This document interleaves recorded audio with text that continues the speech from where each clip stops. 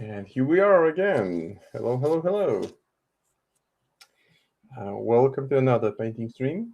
I'm just starting with doing a bit showcasing of my previous work. And yeah, I look different. People tell me I look younger because I shaved off my beard, and I do it like once a year, roughly, just to get some sun, mm, hit, so that sun can hit my whole face. Because then it looks weird if I shave it off in autumn or in winter, and it's different color. So that's that's why I look different. It's still me. So that was the Intrepid Emissary, the miniature that I painted over the previous stream. I think that I did like 90%. Maybe I just painted the rim of the base black after the stream, but it's a great miniature.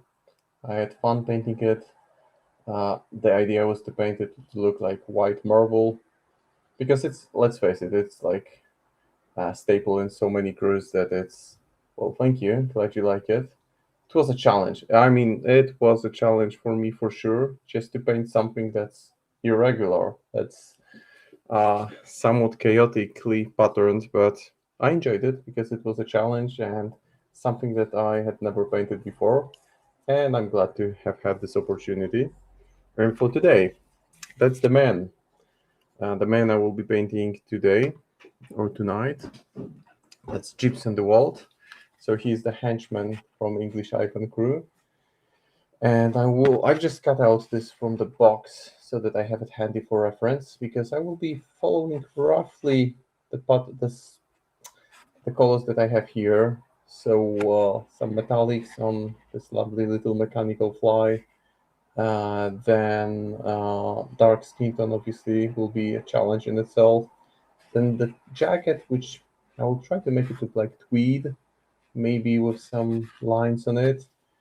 And the vest, probably something like explorer's blue, so navy, turquoise blue, and dark pants. And yeah, that's it. And just to make it a bit more challenging, I have not one, but two gypsums for today. And let's just get it started. So hope everyone is doing well today. I'm just reaching to grab proper paints, and I'm thinking painting dark skin tone is somehow always a bit of a challenge for me because I'm not used to doing it. I haven't painted that many miniatures with dark skin tone, so I'm always a bit hesitant which color to use as my base color. But I think I'll use wasteland brown just to have a solid undertone and work from there.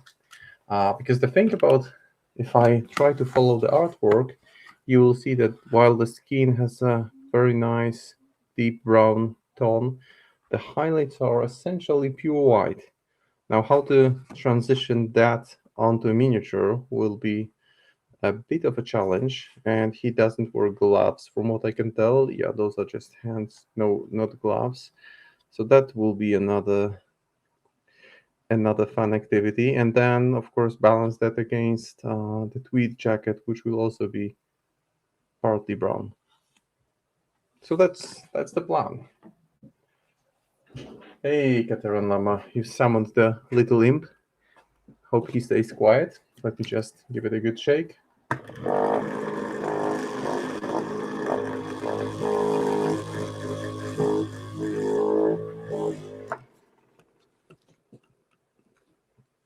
So it's almost upon us.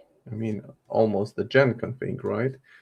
It's still a bit more than a month to go, but we've already seen the preview of Nightmare Crew, which looks pretty adorable. I mean, Professor von Stuck, yeah, I think it's a good choice.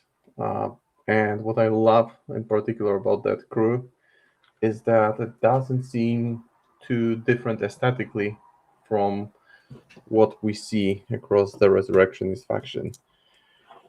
Just feels like this will match well with other Resur models. It's a nice shade of brown that I've chosen that will make for a good starting point. So that's the Nightmare crew. We still haven't learned what the Mist model will be, which I assume will happen probably sometime I guess sometime around July is when Word announces all the releases for the Gen Con. So last year it was announced that the whole Witness keyword, I believe the whole or most of the Witness keyword was released at Gen Con, which was a bit of a surprise, but in a good way, because people didn't really expect to see the full keyword released then. So we'll just have to wait and see. And this is probably, apart from Ivan, I think that would be my favorite miniature from the box, because it's got so much detail. Even this mechanical firefly, it's this alone itself, he's got lots of different little tools, some kind of utility belt with different pliers, a little hammer here, some kind of barrel on the strap to his back. So quite a lot going on this model. Even just the sheer number of details can be a bit intimidating at first glance. Yeah, that skin tone, that's a solid base for the skin tone, I think. So Gibson, or should I pronounce it Gibson? Not sure really what's the proper way, but he's the henchman. He comes in Ivan box, and he's a massive facilitator. And I guess even his turn one activation is just impactful for the duration of the whole game. He's even holding a piece of the device in his hand, which I'll need to remember about, not to miss out on it later on. So what he does is he just distributes distracted and enables movement. So he's a facilitator, he's an enabler. Overall, a good model to have on your side if you play the DUA, so Department of Ungentlemanly Affairs crew. And he vastly improves the mobility. Essentially, he just the easiest way probably to say it is that he makes some kind of portal-like structure, and friendly models can jump across it. Haven't seen him much on the table because I guess I faced Ivan only once, maybe twice. English Ivan used to be super powerful, then he got brought back in line a little bit. Still valid, still good master. And now what I'm gonna do is I'm gonna use the same color and just apply it again into the recessed areas, just to further boost them and keep the shadows a bit darker. A bit darker, not much. So if I apply too much, I can immediately fix that. So he's not offensive, he doesn't have that many defensive mechanisms, but he's a healer as well. So he stays in the back, gives a massive boost to all the surrounding models from the crew turn one, and then just slowly follows and tries to do the same thing turn two. Then further heal, throw some shockwaves. Shockwaves can be, shockwaves, it's hard to bank on them really as a valid strategy, but they can potentially deplete opponent's hand from solid cards. Hey, Bashir 40. Hope you're doing well and enjoying some summer weather. It's been hot in here over past couple of days. And it's, in Poland, we do not get that many hot and warm days. I would say around a month, 2 months max annually. So whenever we have this period of year where when it gets much warmer, I just can't help but wonder what it would feel like to have this kind of weather every day. Definitely makes you more optimistic about life. Hot but cloudy and about to rain here in Sweden. All right. So we had some rain last night, some during the day, some thunder was rumbling as well during the day, but nothing major happened. It's not hot today. It was hot yesterday.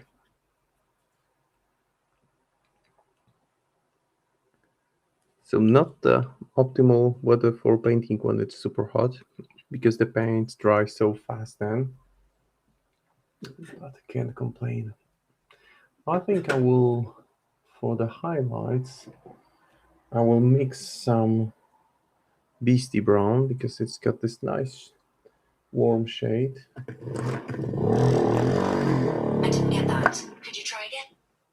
No, Siri, I don't want to.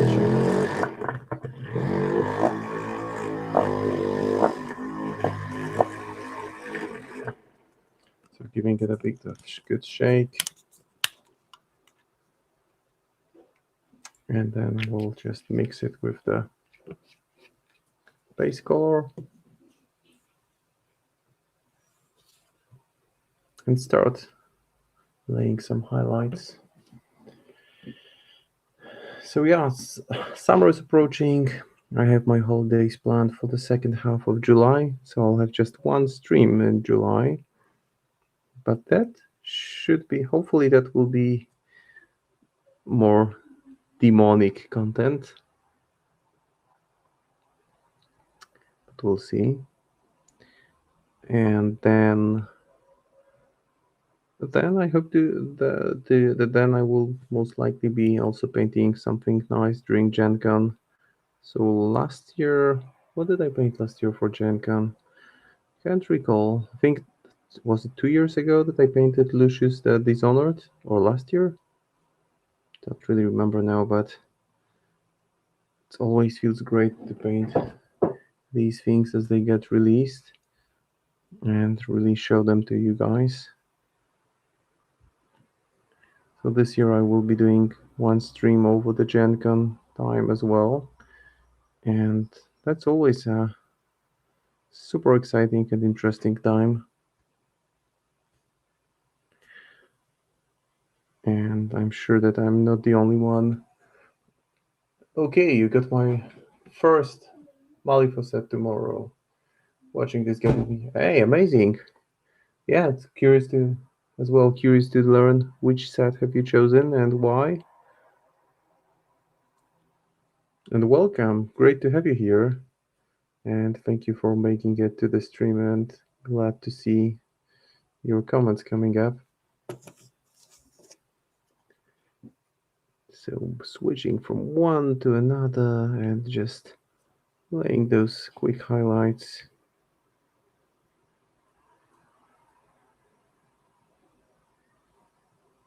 I think I will follow up with a wash afterwards, just to bring it all together. But before that, I will just add maybe one or two more highlights to the skin, just to keep it more interesting.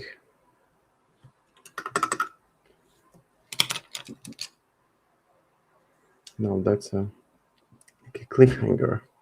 Which crew? Which crew is that? And what motivation was there behind this choice? Aesthetics or gameplay or story?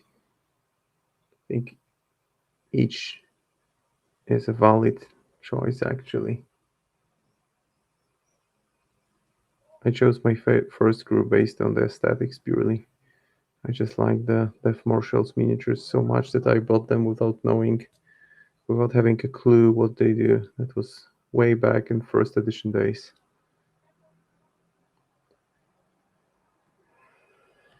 But it and the, the choice wasn't that fast back then because there were no Ten Thunders faction, there were no outcasts, there were no explorers, obviously, and masters were, well, fewer.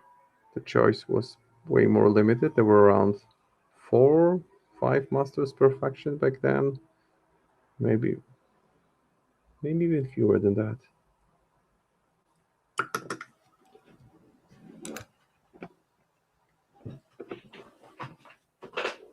So I first made the choice and then learned what I actually chose and what these miniatures actually do on the table.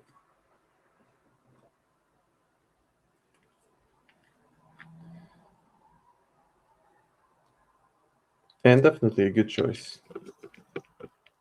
It is a great game to play indeed. I think, I've been playing the game since first edition, so quite a while.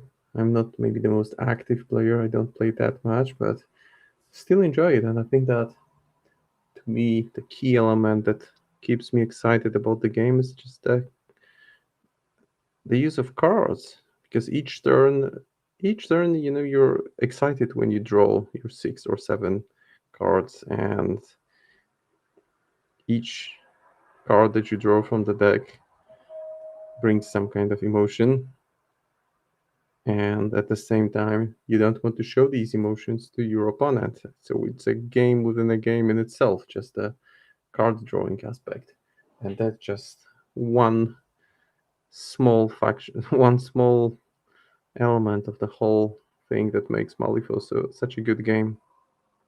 The cheating mechanic, the learning the resources, and there are different type of resources in game, like soulstones, action points, wounds, miniatures that you have on the table. So a lot of things that you need to consider. You have only played a year for a year, but have about 20 masters. Wow, 120 games in a year? That's crazy. I don't know if I have that many games altogether in my years of playing, so you must be lucky to have an active community or friends who live nearby and can play the game with you on a regular basis. That's congratulations, very impressive. That's a lot of games under your belt already. I'm impressed. If I play 2 games every other week, then I'm lucky. I would say that on average I play maybe 2 to 5 games per month, depending on what kind of month it is.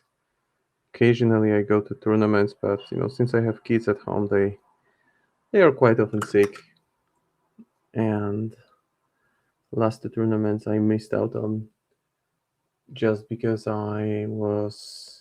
just because my kids were ill. So even last weekend there was a tournament, and I meant to go there, but just 2 days before the tournament, my 5-year-old I got her back from kindergarten, and she was feverish, and turned out it was angina. So she needed to stay at home, get antibiotics. She's doing super well now, just bored out of her mind. But that's the life of parents, right? That you never know when things work out and when not.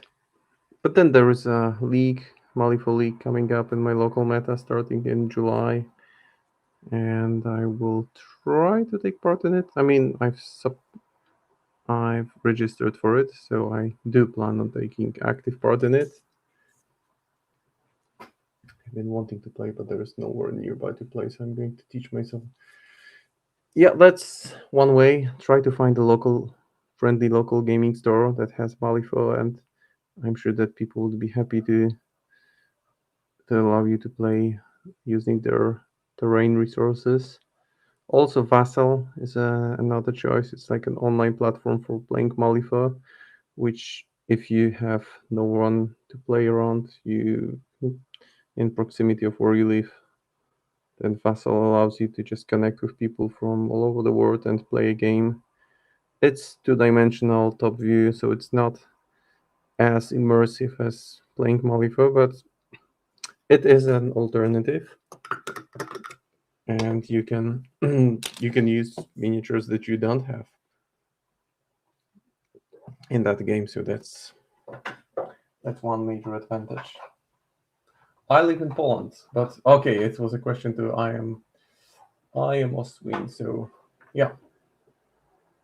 Also, ask on Vassal and on maybe on word forums and see maybe people can point you to specific gaming store, or maybe there is there might be a local gaming meta that you don't know about. So a couple of highlights, and now I will go with a glaze of strong tone from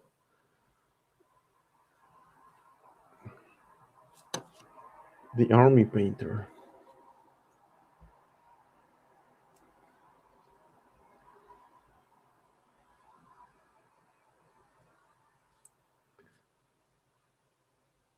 But it is hard to play if you do not have active community. That's a major, major challenge.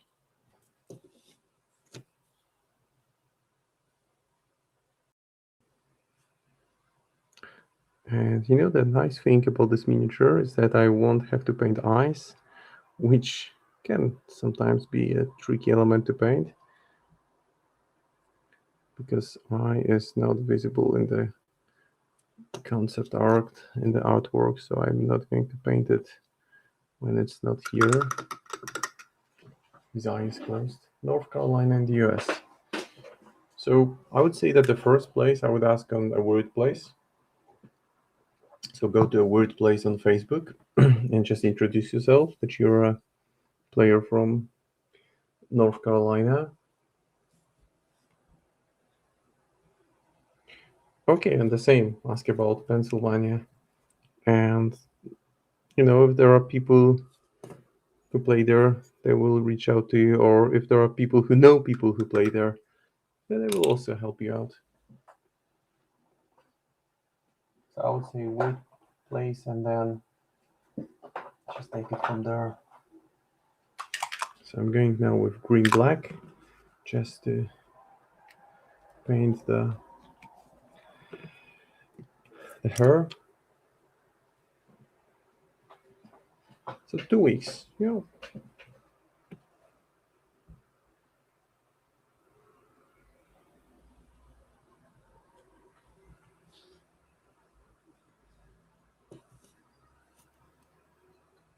I'm sure someone will. I mean, it's a large area. I'm sure that there are some people who play Malifaux there. Would be disappointing if there weren't any. So I'm now just base coating all the facial hair with black. And I will paint the lips with bright color and go over it with some purple or pink.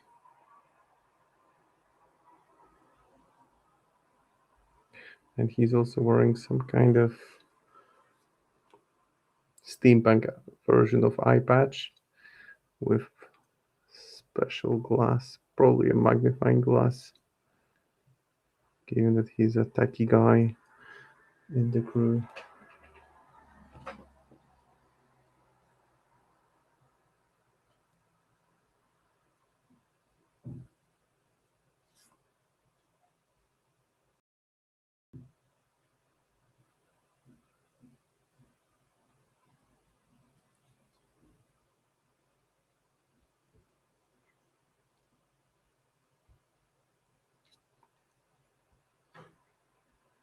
So making sure I cover everything with solid layer of black base coat before I get to highlighting it. It's such a small area that dry brushing just won't work here. I will need to go with brush strokes for the highlights. It's just too small area for dry brush to be feasible. So I'll just apply it with dark gray, light gray, maybe some white, because in the artwork I see some patches of white in his beard,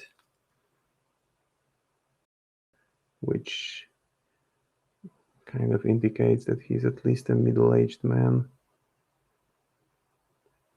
I mean, when I have a beard, I have patches of white in it, and I'm still below 40, so probably getting to that middle-aged point in my life.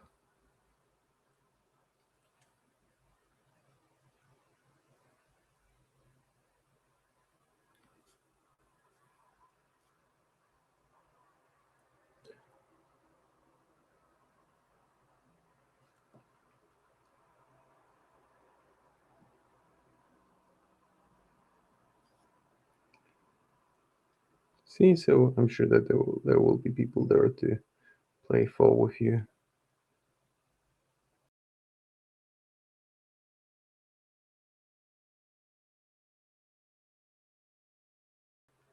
He has a bit of receding hairline, which has to be accounted for.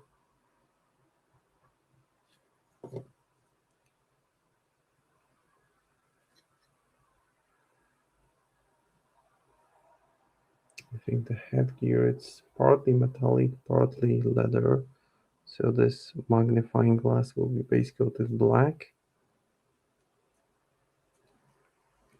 before I apply silver. And the reason I apply black is that I want to apply later on silver in a way that leaves some of the black base coat visible, just so to have some transition going from black to silver. Otherwise, it's hard to really get some depth on that.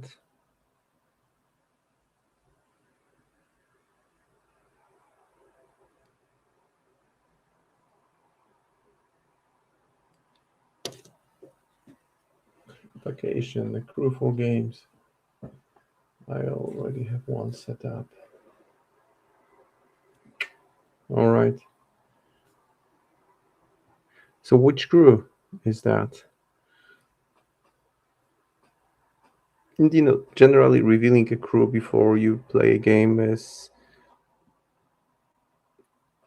well, puts you in less advantageous situation, because an experienced opponent can prepare to you prepare their crew specifically to address the main threats that your crew brings. But if you make it known that you're a new player who's not looking for challenge but rather looking for learning opportunity, then I'm sure people will respond properly.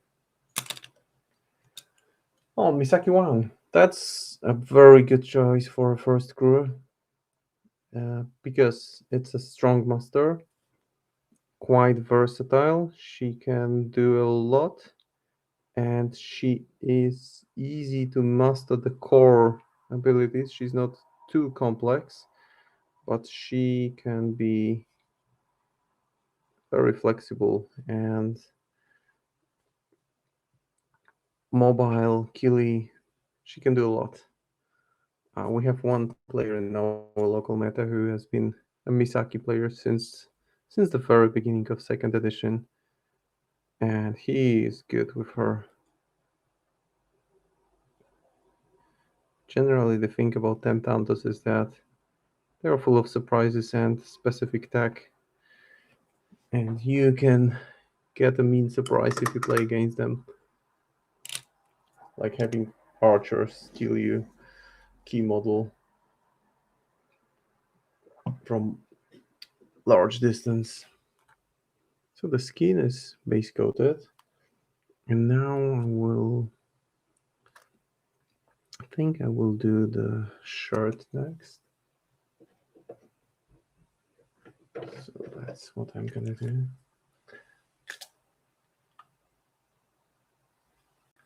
Oh, you play for fun. I mean, that's a good point. But it's fun is fun, but at some point you also feels good to win. And I mean, I'm not a very competitive player. I think that has worked against me on tournament scene where I was in a number of games where I knew that if I really, really pushed hard and just did my utmost best to succeed, I could have won, but I don't really have this very competitive edge in me to drive really. Just enjoy playing the game, and 99% of my games were very enjoyable. Maybe one or two games which were with opponents who were just very stressed about what was happening, but beyond that, it's been generally very enjoyable experience.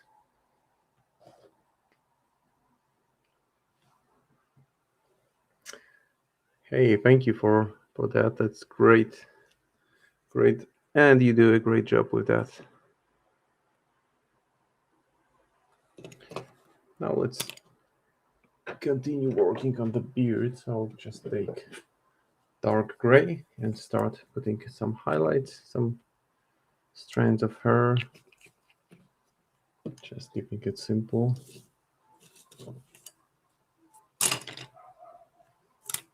There.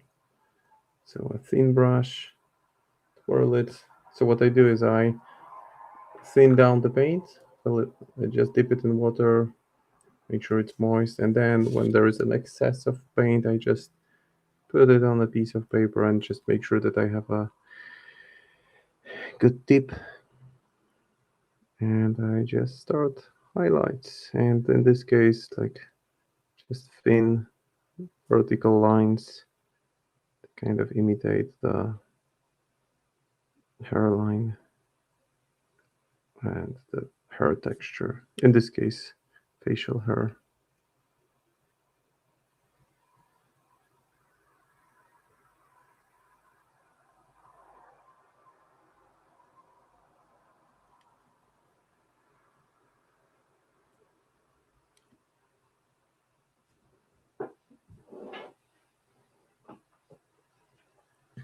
You have a special play style, and what kind of special play style that is, and who's your go-to master, or which of the 20 masters that you have do you play most frequently, or maybe the question should be which of those masters do you enjoy playing most,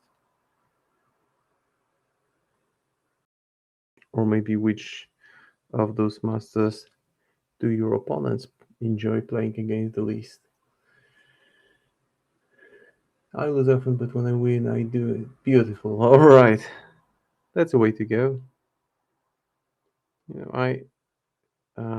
I play only Neverborn. I mean, at the beginning of M2E, I was playing some guild, but I just enjoy painting monsters, and aesthetically, Neverborn appeal the most to me. That's why I play them, even if they aren't the strongest choice. I just enjoy putting big masters on the table. Pandora, Zoraida is a favorite. Oh, awesome. Which Zoraida? Neverborn or Bayou? I used to play Zoraida a lot. Like last year, I played her mainly. The thing about Zoraida is that when Malifaux Burns came out, and then Madness of Malifaux, it made playing Zoraida more challenging, because the main thing about playing Zoraida well, the most optimal way, only Neverborn, good choice.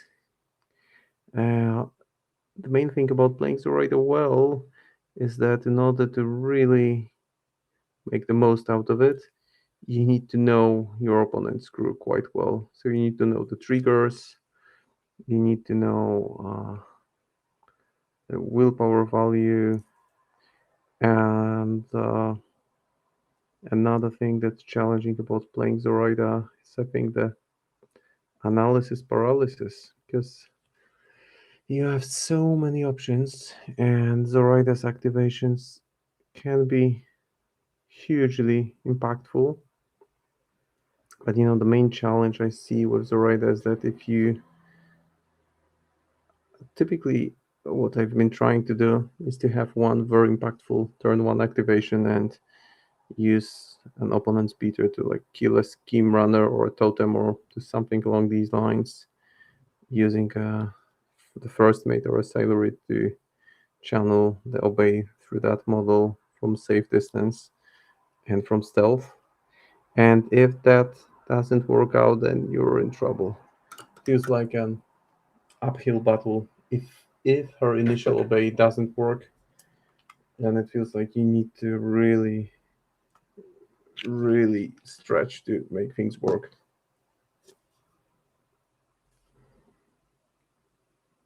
But she's fun to play, for sure. And also, building a list for her isn't the easiest thing to do. I'm just switching now to gradually brighter shades of gray for the hair, just so that the hair texture becomes more visible. Lady Justice. Yeah, Lady Justice is good for beginners as well. And I think quite powerful, especially the second version of Lady Justice. Even though her minimal damage is lower than the first version, feels like she can just do more on the table than the first one. Haven't faced her, I just saw some vassal games with Lady Justice too. Seems like she can do a lot of mean things. Not necessarily kill the opponent, but just kidnap them, put them in the coffin, bury them, causing massive challenge with putting your models out of position. And she's still quite killy as well.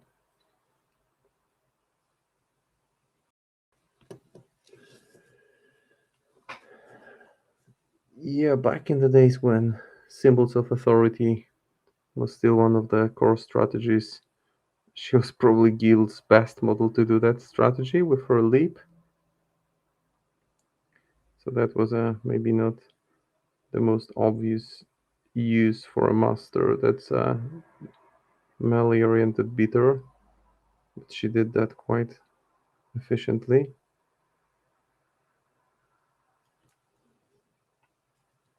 But with Zoraida, again, list building is challenging because you essentially you would like to put some Swamp Fiends to be able to cast Obey or Hex through them from a safe distance, but at the same time you need to put some super stack like Hinamatsu or Hooded Rider just to make things work well.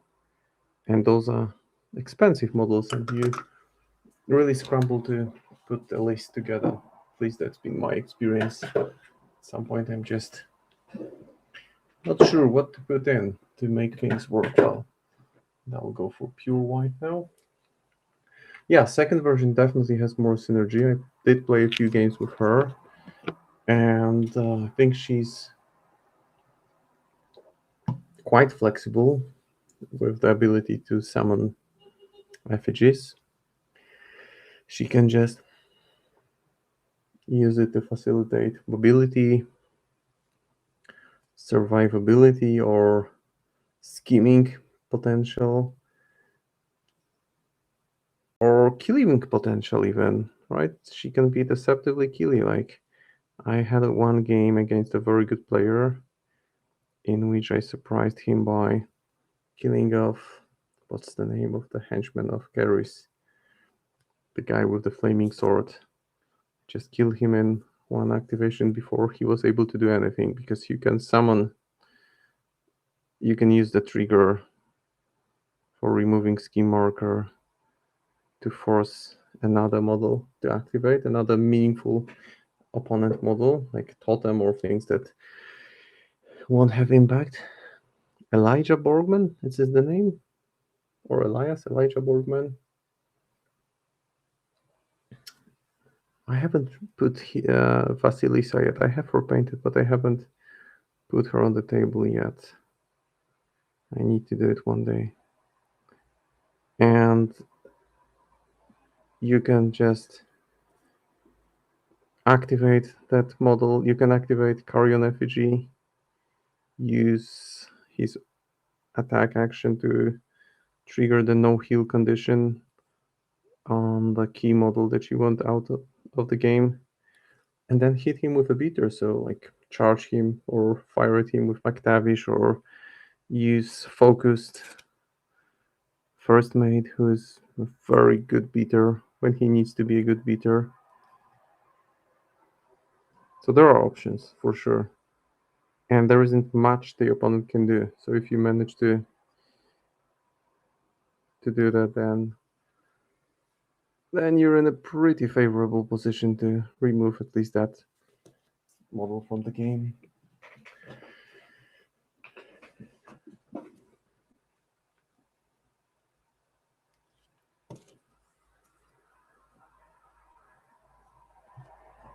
And I just got a text message from FedEx, which is great,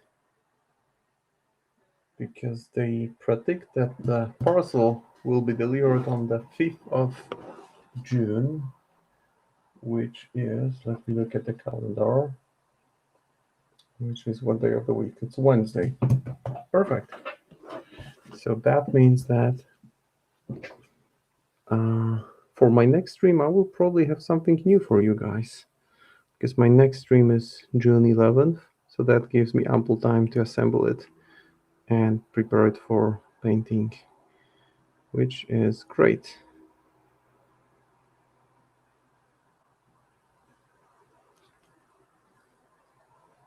So happy days. Yeah, you can't rush it, and it's just difficult. I mean, the decisions that you make, and if you have ideal, well, if you're very good, I think that generally, like many Neverborn crews, the Zoraida benefits excellent positioning.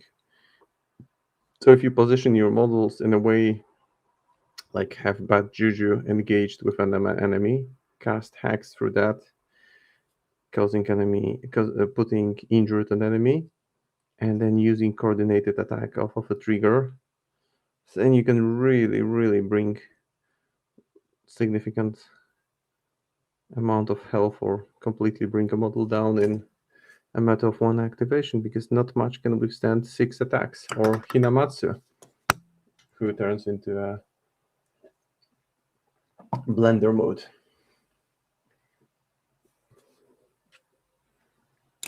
So that's face pretty much done.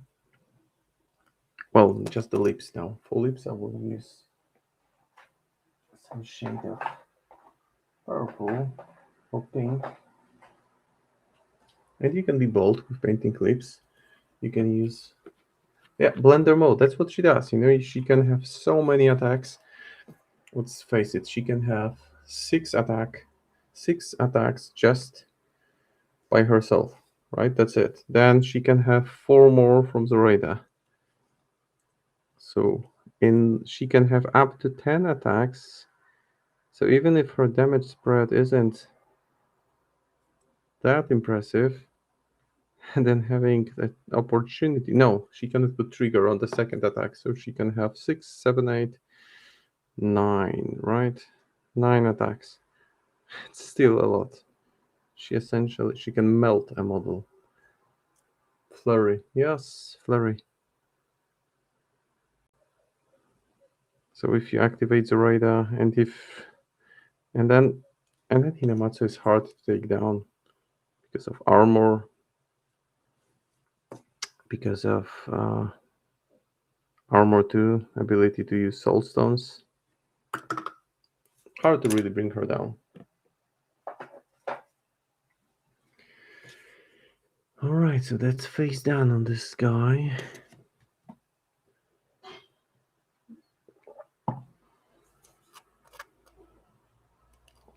Now maybe the eye patch. I'll just use a very dark shade of brown for that. So for that I will use Psycho Brown, so my darkest shade of brown. I like to start painting miniature with face, because to me that's the most defining element of a miniature. Well, unless it's armored and the face isn't that visible, but especially if it's a human face, then it's something that somehow automatically gets the most attention. So I just want to make sure that I get the most visually appealing part of a model out of the way. And then there is the sense that, yeah, that the miniature in a way looks at you when you paint it. And face is such a defining part of a miniature that I just want to get it right. So now I'm just giving a much darker brown base coat to the leather strap that holds this steampunk eye patch in place. And contrast paints or any kind of paints that serve the same purpose have generally thinner consistency, which makes the application process slightly easier.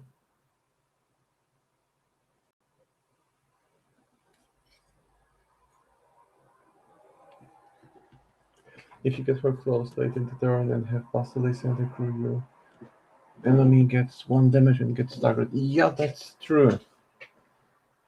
That's true. I mean, Vasilisa, she can dish out quite a lot of damage. So now let's just go with bright shade of brown. Maybe Scrofulous brown. No, that's too bright. I want like more of a pale type of, okay, khaki brown. That would be better. Khaki brown for highlight on the strap to the patch. In the start of next time, yeah. I mean, her engagement is 0, but you have ways of moving her up the board, like with Hooded Rider, for example, or as a rider. And then, obviously, a model that everyone loves to hate, Candy. Candy can be such a pain, and with Zoraida you have plenty of options of moving her way, way up the board. So even in corner deployment, she can be, well, essentially in enemy's deployment turn 1. Just use Hooded Rider to give her a lift, then obey her with Zoraida to walk twice. And if you're facing a bubble crew, then she's bound to cause a lot of trouble there. And she just waits. And she's also a good target for hidden martyrs because, well, people will want to kill her, but it will be a massive effort to do that. Because before her activation, she's just even hard to target at all.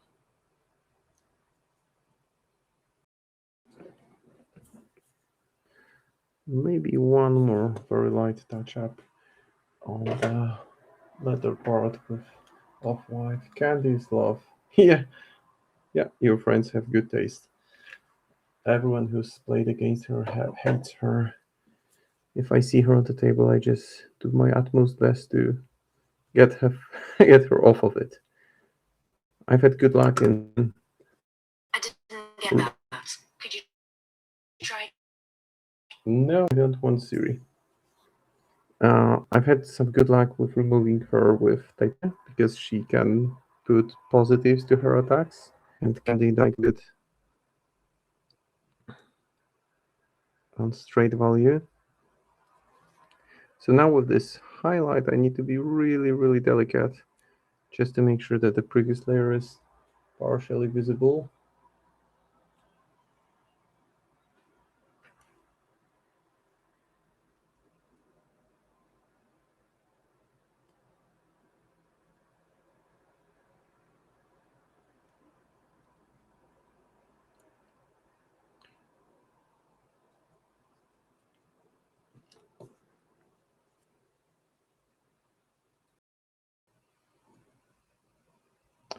And the same on the other guy. Well, I just happen to be painting two crews simultaneously, so I thought it would be a good exercise to put into practice over a stream and paint two of the same miniatures at the same time while using the same techniques and the same colors on both of them. So the face is done. So the most complex part of the miniature. Now let me do a quick highlight on the shirt. So Candy doesn't even have to do much, right? Her activation can be impactful, but doesn't have to be. It's more of what she does, how much trouble she causes before she actually activates. Because the thing that, yeah, just discard the card and become stunned. That's just a nasty, nasty thing to do. I think that's a tie. So for now, I'll just base coat it with white, and then it, I think, might go with red, or we'll see. And I think for this miniature, I will paint it inside out. So I'll do the vest next. And for the vest, I will choose like a dark shade of blue. Dark, dark shade of blue. So I'll just mix some turquoise with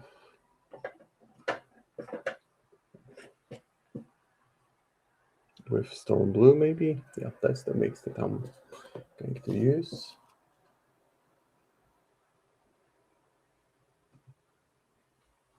Yeah, that's my mix. Yeah, she only needs to stand there. That's very true. She doesn't need to do much. Just stand there and survive. And the more she survives, and she's quite survivable, because opponents are most likely, if you cannot hit her from distance, then you are likely to be stunned when you attack her. And that means that you will hit her for probably like 2 damage maximum, and she can stun the damage away.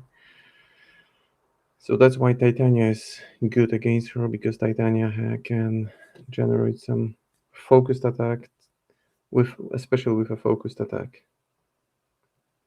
I just wish there was a model to be able to consistently put focused on a master like Titania. It's something that I really enjoy about playing Castor, that there are ways of putting, well, at least 2 focus before he goes out for the kill. So he can be kind of buffed out, nicely buffed before he heads out and he leaves his deployment. With Titania, you just need to concentrate to get focused. I mean, unless I'm missing something, but I don't think there is currently a model in Neverborn faction that would be able to give another model a focus. Well, not after the nerf of Black Blood Shaman, who used to be a staple in pretty much all my Neverborn crews that I played. Be it Euripides or Titania, he was just always there to hand out focused in area. Yeah, sure. Thanks for dropping by and good chatting, and keep on happy playing.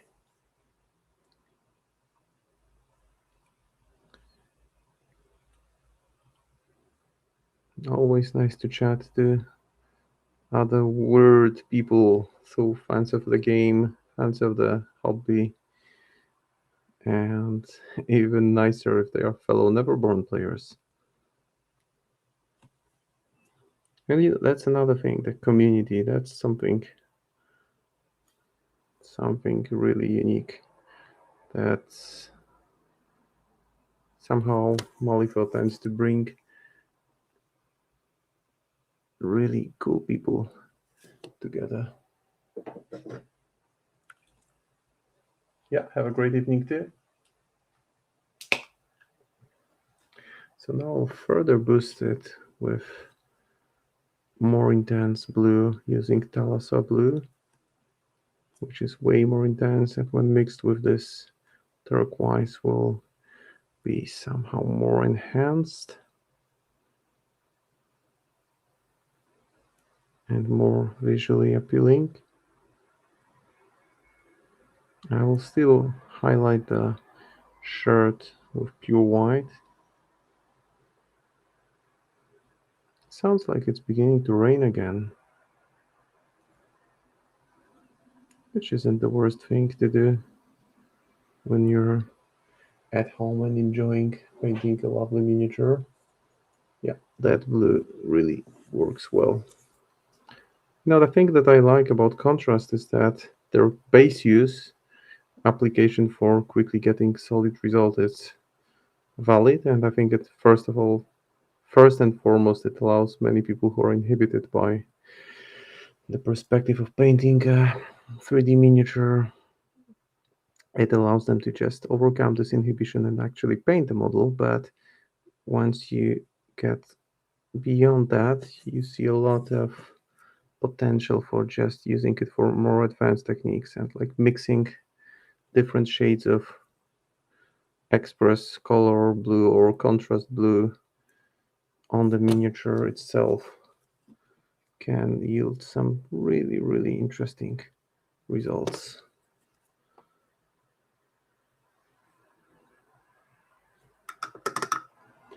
Okie dokie, that's the blue part. Done for now. I may still touch up on it, but for now I'll just use pure white. Where is my pure white? Here it is. I'll just put pure white and very lightly touch the color of the shirt.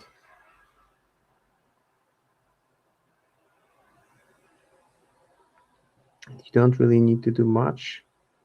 You don't want to paint the whole surface, just a hint that the most raised element is not this off-white but pure white, and that gives more of depth to that.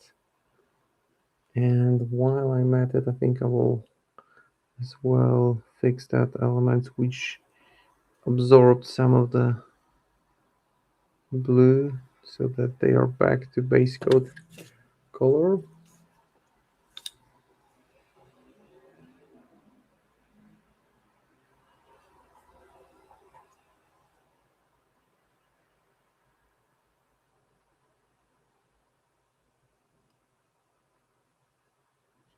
All right.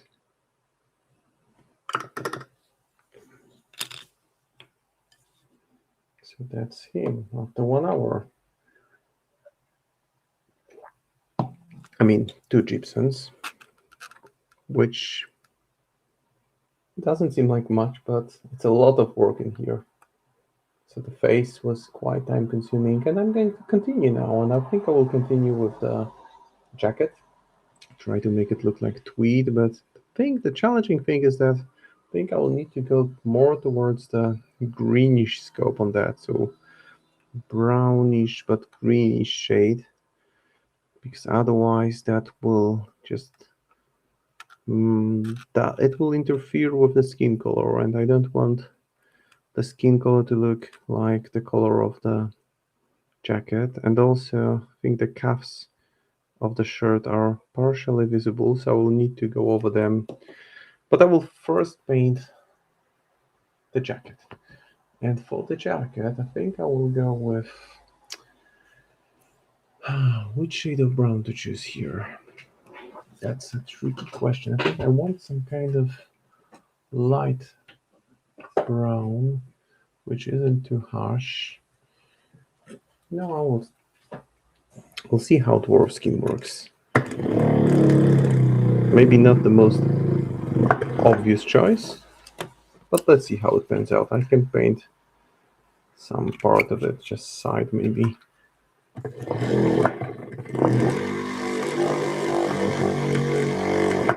Since I have the middle kind of locked in, just need to do a bit of touch up on the beard here, and maybe here.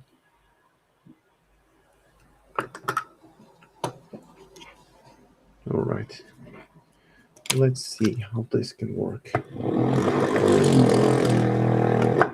Or maybe I Actually, there is another of the contrast color that I could use. It would be either Wildwood, which is super dark, but I think I have another color.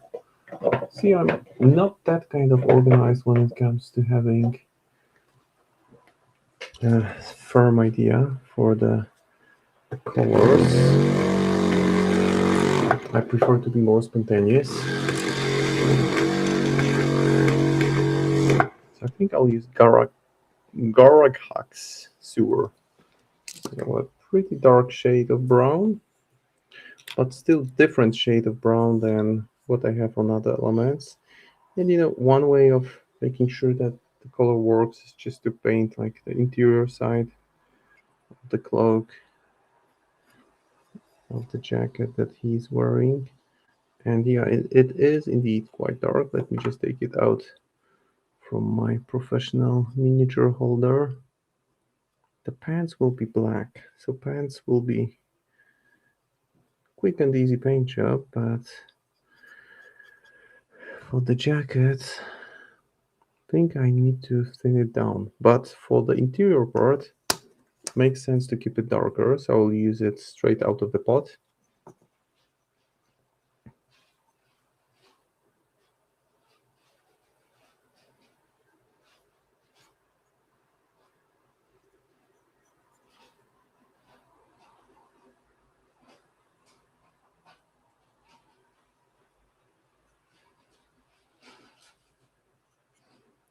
And yeah, it's a pretty good color, but I think that it's a bit too heavy on the jacket, so I will thin it down. And how I do it, I just put some of it on empty base, just use the brush to take some of it in here. I mixed green here previously, which may slightly affect it, which I'm perfectly fine with. I may actually even, what I'll do, I'll just even add a bit of orc skin to that, just to make it look a bit greenish, just to create an interesting color. All right. Got more of it than I wanted, but that's still fixable. Some dried paint ring to be removed. I can always test the color. Yeah, it's more saturated, and I will use Express Medium, which is pretty much the same thing as Lyman Medium, just it thins down the paint. It's not as impactful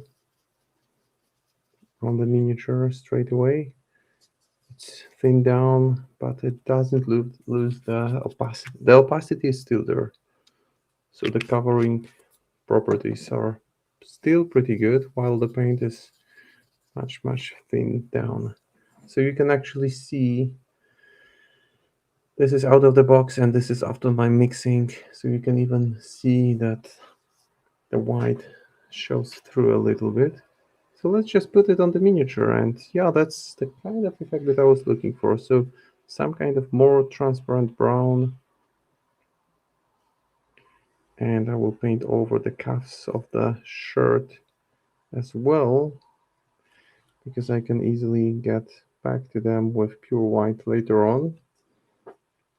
He has a number of leather straps, and the nice thing about having this kind of thin down paint is that it allows you more control of time, because what happens is that you can enhance the color, make it richer, deeper, more saturated, simply by applying a second layer of that over the same surface. So not very complicated, right? But you can even be more careful about it and just apply the second layer over the areas which you want to be recessed. Over areas which you want to be darker, so the recessed areas will naturally absorb more of it, and if you target them solely, then you just get a better and better result.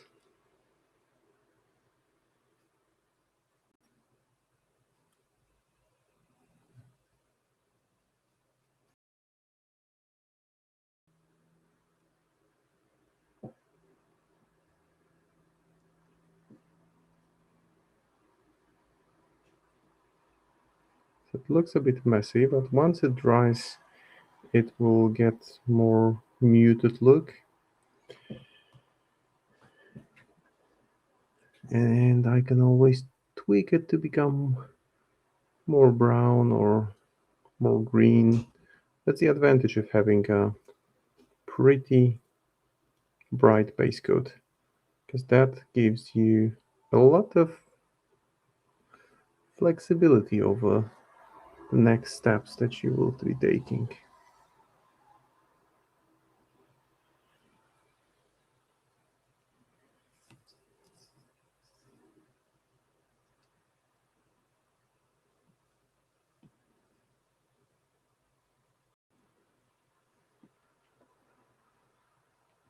All right, that's it. Now, the second Gibson or Gibson.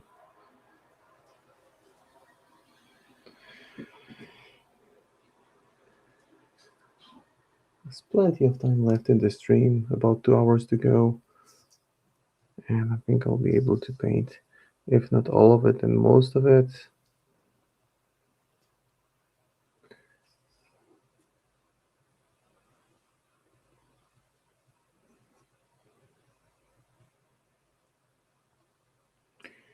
And I apply it in excess, because then it's easier to actually spread the excess over a miniature.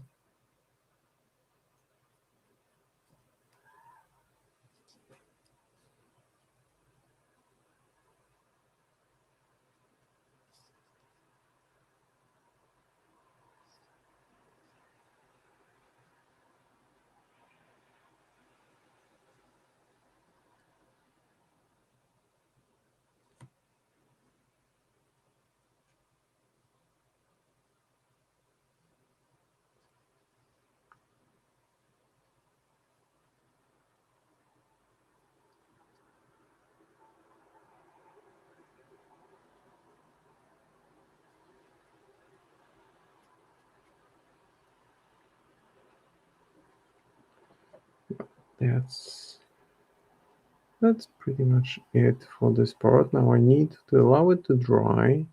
While it dries, I can put the base coat on some of the other elements.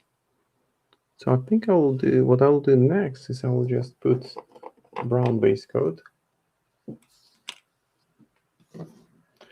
on all the leather straps.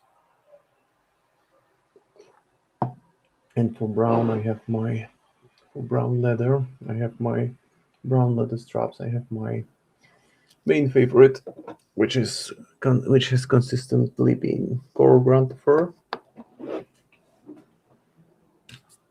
which is my go-to color for using on all the belt straps.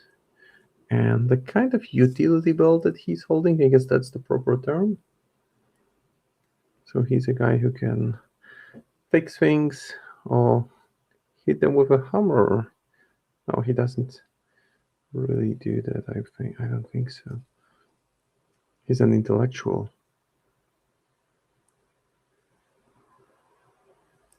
And I'm not sure if this character is at all featured in any kind of fluff. So I'm not sure if any of his story of motivations are known.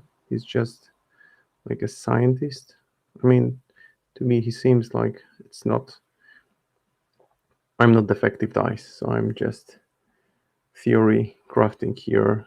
Because to me, he seems like a scientist that was probably hired into the Explorers Society to lean in with his knowledge of the, well, various odd devices that could be utilized. I don't even know what that is. Is it like a chisel?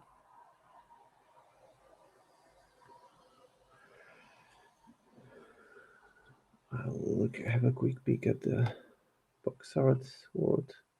Doesn't really help, so I'm guessing that it's held by a leather element in here. That's my guess. And then there is this other part of this belt, the interior part, and all of those will be painting with metallics, so that will be a bit more straightforward. But for now I want to just define those, and I'm not sure if this container that he's holding, I will just assume that those are also leather straps that hold it, because one, it makes sense for a large container because it's pretty big to be held with additional straps, and two, I like the way that this deep saturated brown will interact with metallics once they are locked in. So that's my thinking here, both in terms of functional use and aesthetic appeal.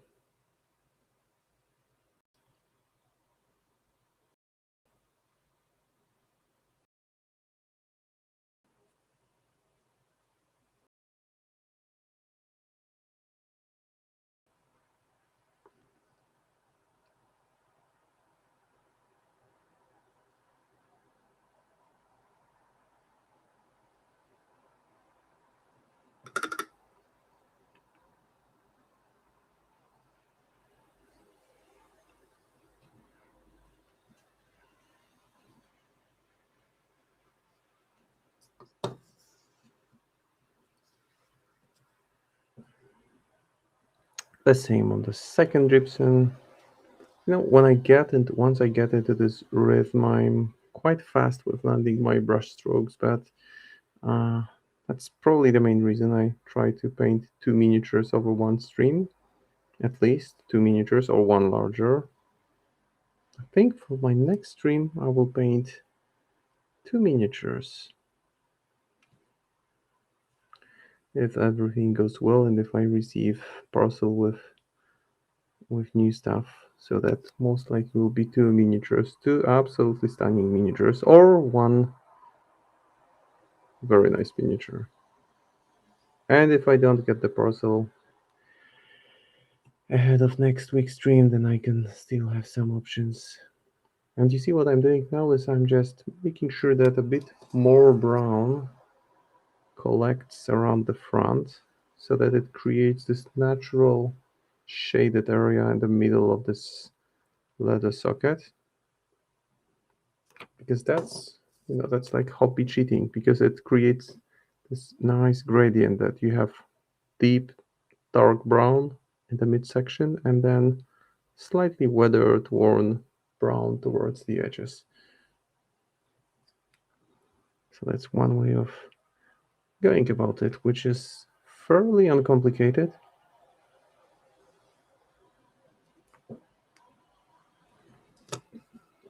Did I paint that strap on? I did. I painted that strap on here, but I think I need to rotate it upside down a little bit.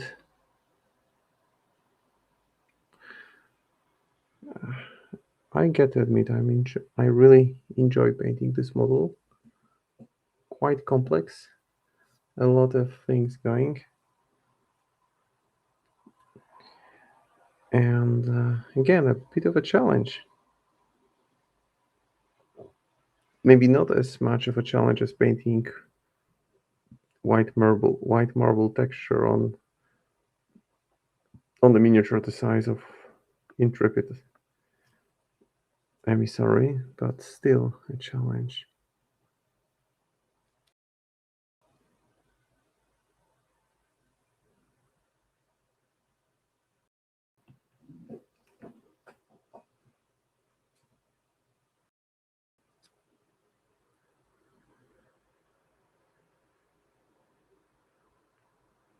All right, so that's the leather elements base coated. I think what I'll do now is while the coat is still not fully dry, I will go ahead and paint the boots using just the darkest shade of brown that I have, which is Tiger brown. I'll do the bases as a last element probably. One will be yellowish, the other reddish.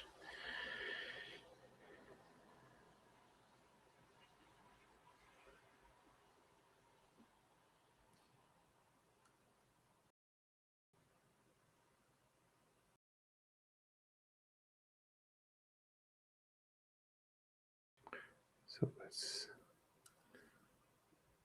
and frankly speaking, I don't know if I will do anything more on the shoes, because this Tiger brown is such a nice rich shade of brown, which nicely absorbs the pre-shaded elements. I mean, by pre-shaded, I mean that they were first base coated with black spray, and then I did some zenithal highlights with white spray. So by zenithal highlights, I mean the front of the pants, for example, is pretty much white, whereas the back is gradually moving from gray towards black, which creates nice canvas priming on the miniature for the application of contrast paints, because they will absorb these transition and the color will look as if it was smoothly transitioning from whatever I apply to whatever it is base coated. I don't know if it made sense, but the idea is that if I apply here like black contrast, it will be much darker in this back side of the miniature, which is naturally shaded because it's back and it's pretty much hidden compared to the front. Now I guess that while the coat is still not fully dry, I will use black. I will apply black on the pants. I'll use green black, put it on the palette. We are approaching half of the stream and it's been pretty good. Pretty good progress so far. So I'm just applying now pure black on the pants, and I think I will also apply black on the metallic elements as well, because they will be covered with silver, and I want the silver to transition directly from black.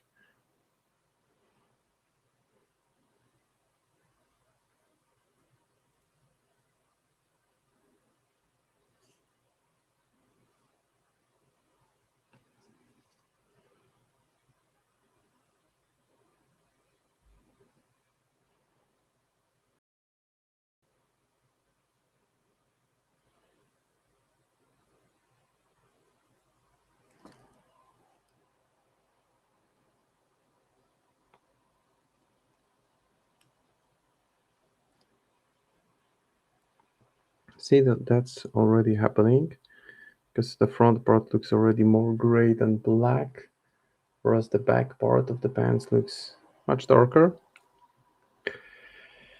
Now I'll apply also black on the pants of the other one.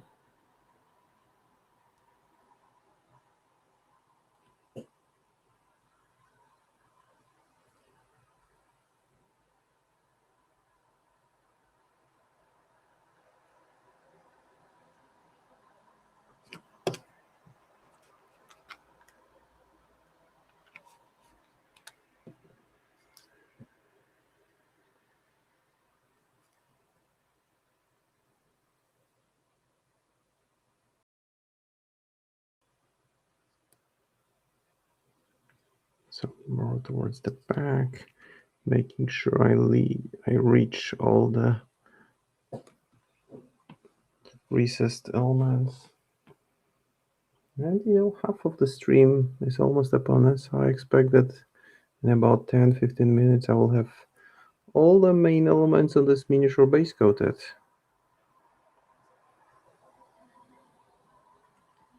Now the black element, so just covering with pure black, so I mean black wash, black, what is it? Speed paint elements which will be metallic. So the tools that he has handy. So apparently for making portals that allow people to jump through and move faster, you need a hammer and a wrench and really go down to basics.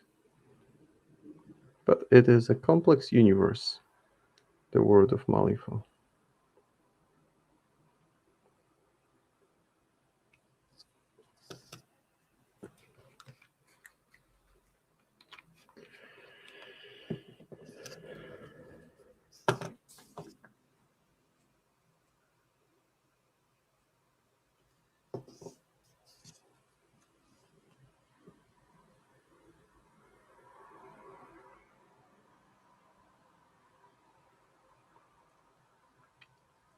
So again, just painting the base black on this mechanical firefly, and it's really, I find it really cute that he actually is holding a device that looks like mechanical firefly, and he has an ability with the same name. Just a literal interpretation, which is cool.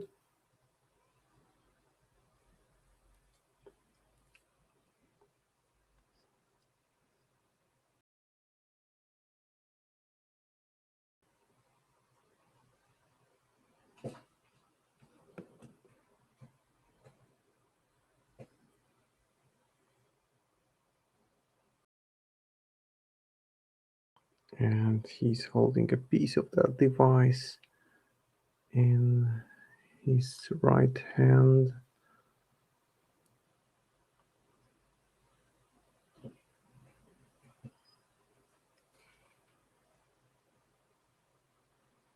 Now the barrel will also be metal. That's why I thought that it makes sense to add, it looks like additional leather straps. Because come on, holding it looks like a few kilograms on your back at all times. You would want it to be safely tied to your waist so that you don't put the whole burden on your back at all time.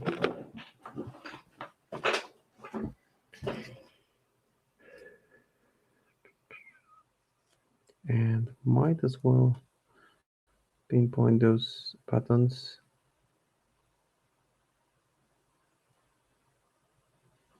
Both on the jacket and on the vest.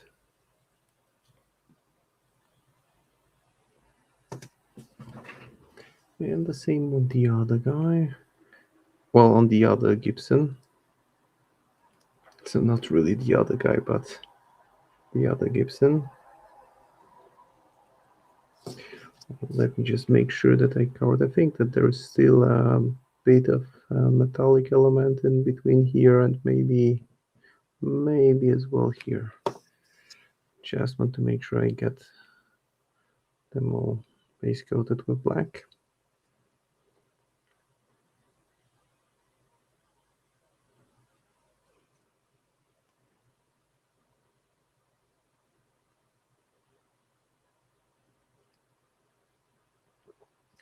The buttons now.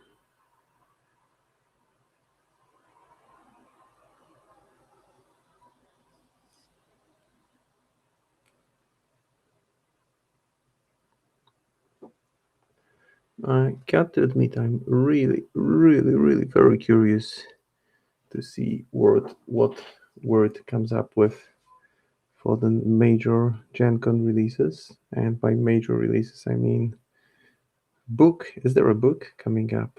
And if there is a book, does it bring new masters, new henchmen, new enforcers, new minions, or new keywords?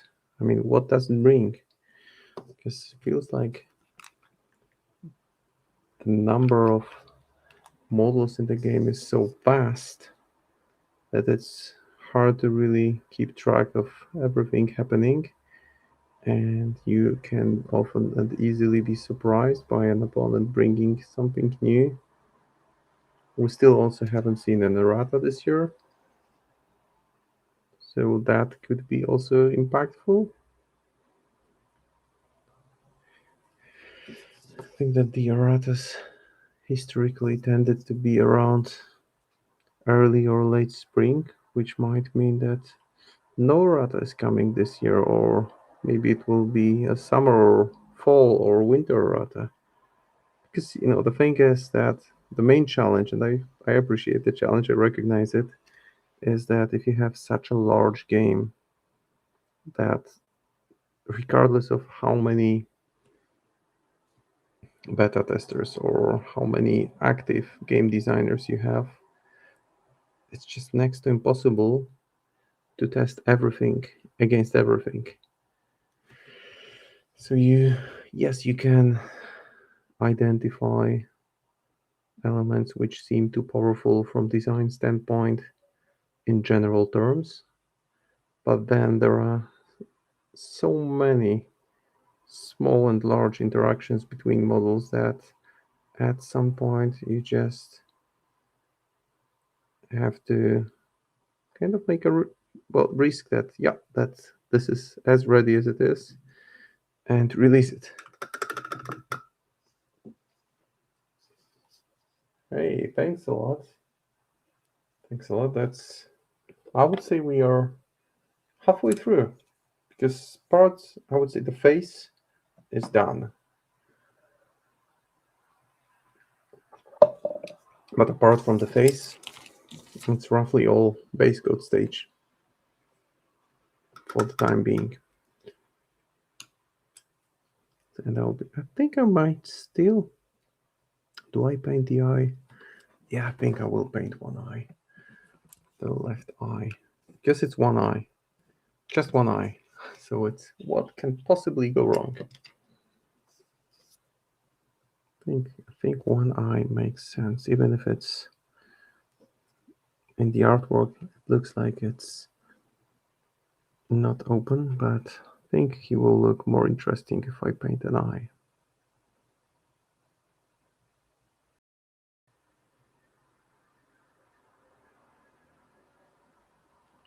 Okay, that's the easy part, the white part.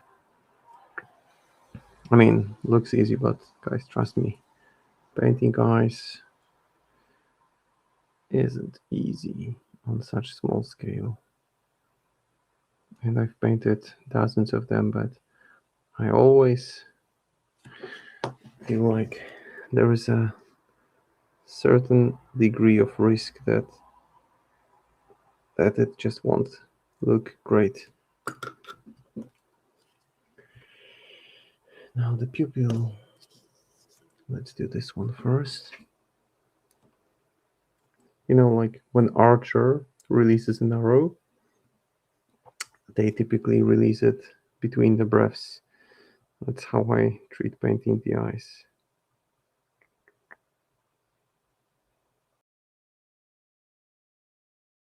Okay, seems like I think it works, and that gives you more of a mean appearance.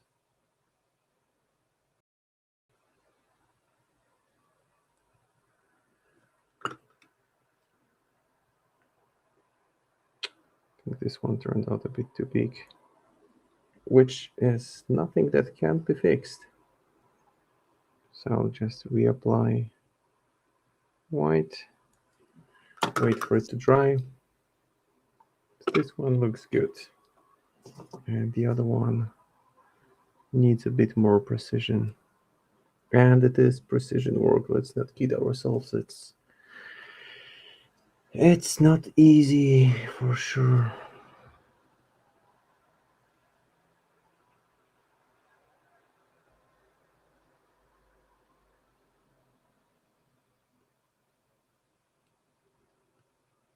Now it looks good. Now I think that the painting the eye kind of gave him this bit of mean edge that he lacked prior to applying. Looks more like angry version of Samuel Jackson now. Not sure if you can see all the detail, but that's how I think of it. And now for the coat, I will just add a bit more of Gargar Sewer. Grab a slightly larger brush, and I will go over the model again, thin it down,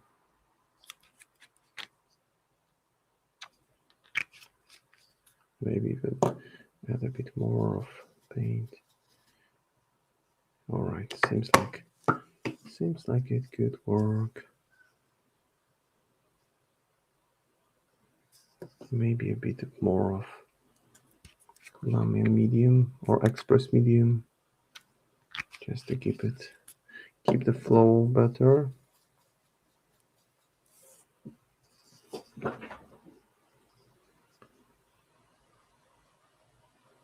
Now it's getting darker, and that's more what I wanted. Since I've prepared solid base coat for absorption of further glazes and washes, this wash will nicely interact with what I had initially.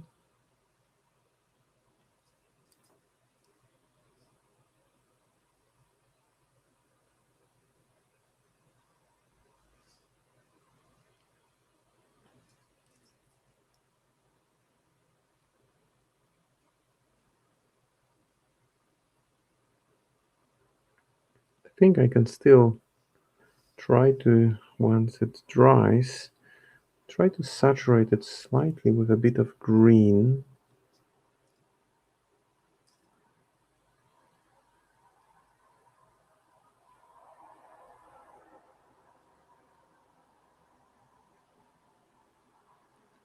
But I clearly want this much darker shade to the coat than I have on the shirt. And it's not the final shade that I want. I want it still a bit different, which is fine at this stage because this approach allows me to revisit the same area and repaint it with ease.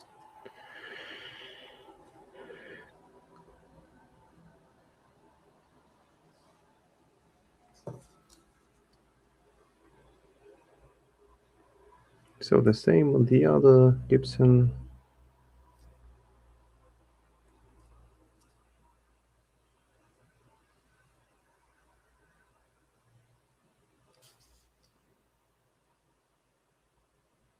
A bit more of wash here, and I can just move around and then observe where the areas where the paint could pull too much happen and move it out from there, like the color of the jacket here, and make sure that the paint gets evenly distributed on the surface rather than create a larger spot in one place.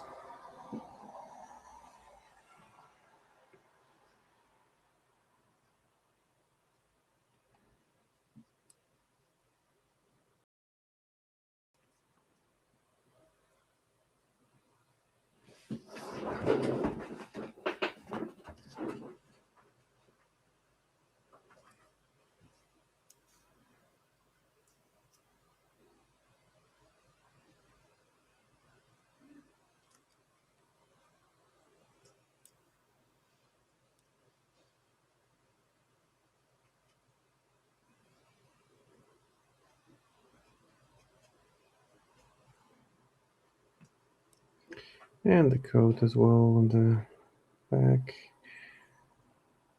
You don't want just too much of the wash pulling in one area, because that creates, once it's dry, it creates massive difference between the areas which are just barely affected by it and the areas which are fully covered with wash. So we need to be a bit more careful.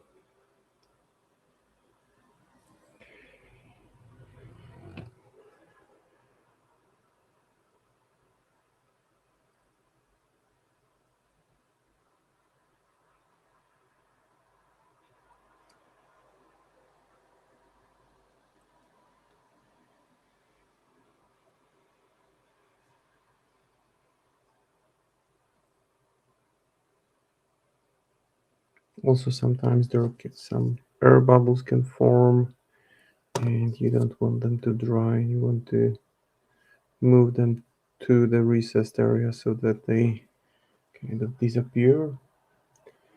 All right, so that's him. And you see that dark front will work quite well later on, because what I will do is I will make sure that those metallic elements are extra bright and give them this nice glowy look. And the mechanical firefly that he's holding in his right arm will be partially gold, partially silver, but definitely this kind of striking counterbalance. So that means that this part could be more vibrant, whereas the part of the back doesn't have to be that doesn't have to pop that much, because it's not the focal point.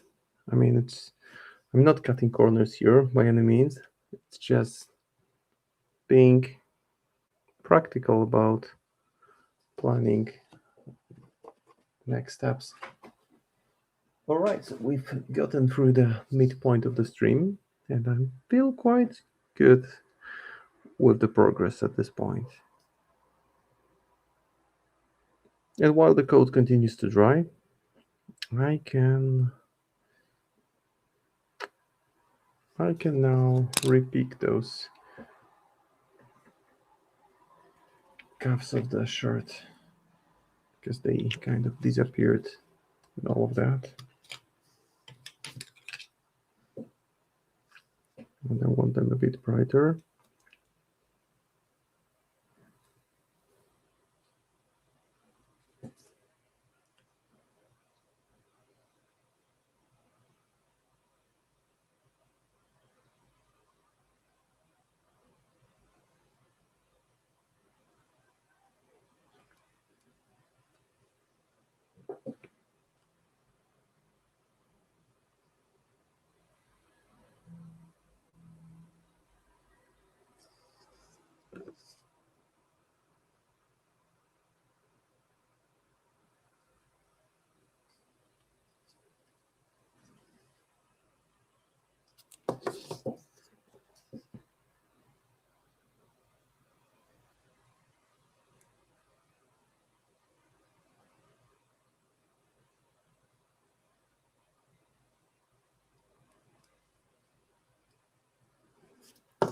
Okay, that's again the element that I want slightly brighter, because not even slightly, I want it much brighter, because he has a white shirt, and if the cuff is showing through here, then I want it to be more noticeable. The same on the first guy or on the second, depending on how you look at them, but on the other gypsum, let's just say.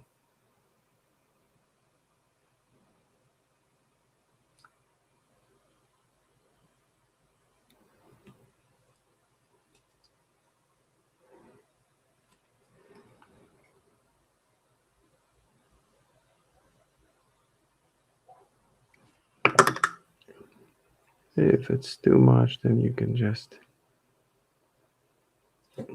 rinse with water and apply again. Those are acrylic paints after all, so easy to. So now you see we have this color which is something in between brown and white, and I touched it with my finger, and I need to cover it. All right, that's fixed. I need to wait a bit longer for it to dry. So what I'm going to do when it's fully dry, I will keep on applying different glazes on it, just to keep it more interesting. And the cups, now it's time for pure white. Touch on them.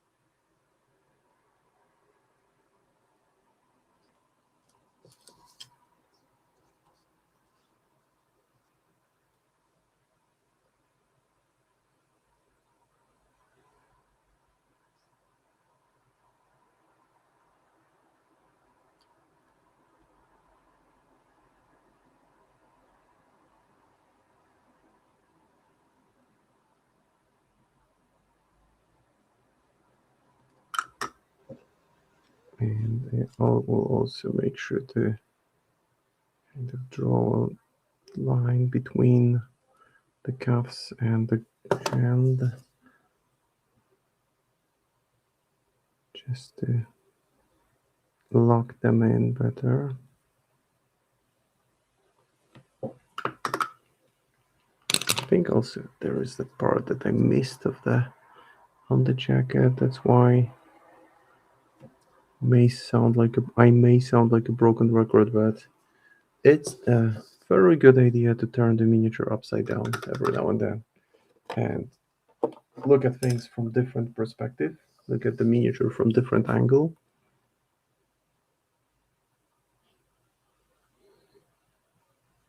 The front looks pretty okay-ish now.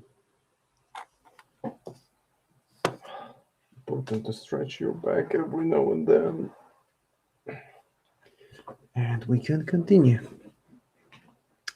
Now with a very light glaze. So goes the shirt. By very light glaze, I mean most likely soft brown, soft tone from Army Painter. I can even thin it down slightly and use maybe a smaller brush. Add a drop of water. Make sure that it's thin, that it's just like a light brown tint, because otherwise the white that I had on these elements just becomes too striking in comparison to the overall composition, which is not what I want. And now I think that my previous idea of using this dwarf skin, which is more brownish shade of skin tone on the coat, can work. I just need it to dry thoroughly. But I can already start giving it a bit of a shake.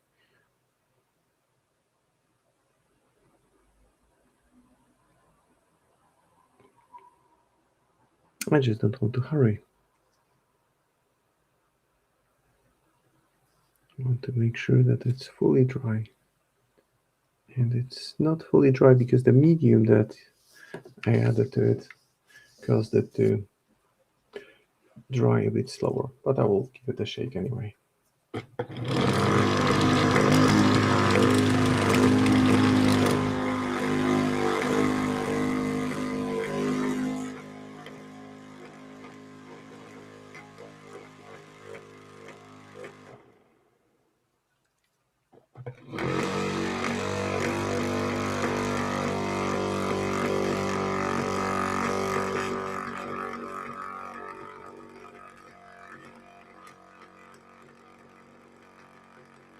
So the noise that you hear in the background. Hey, thank you, Under Construction Paints.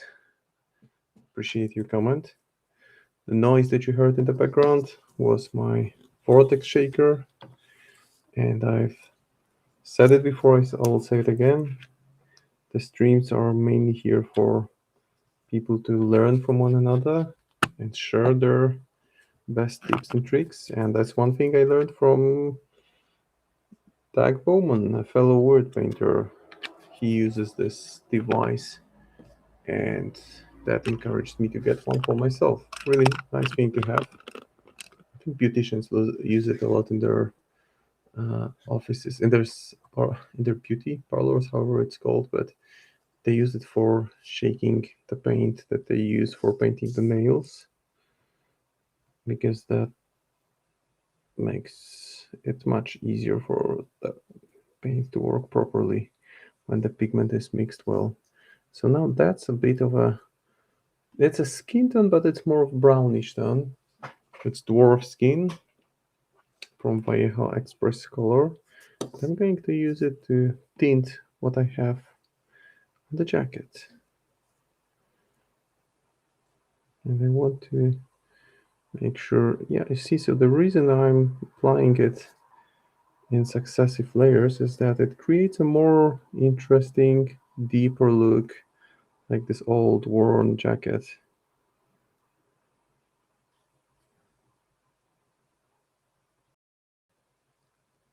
That's not just one shade of brown, but it's jacket with a story, right? It's a jacket that has seen better days, that has seen prettier days.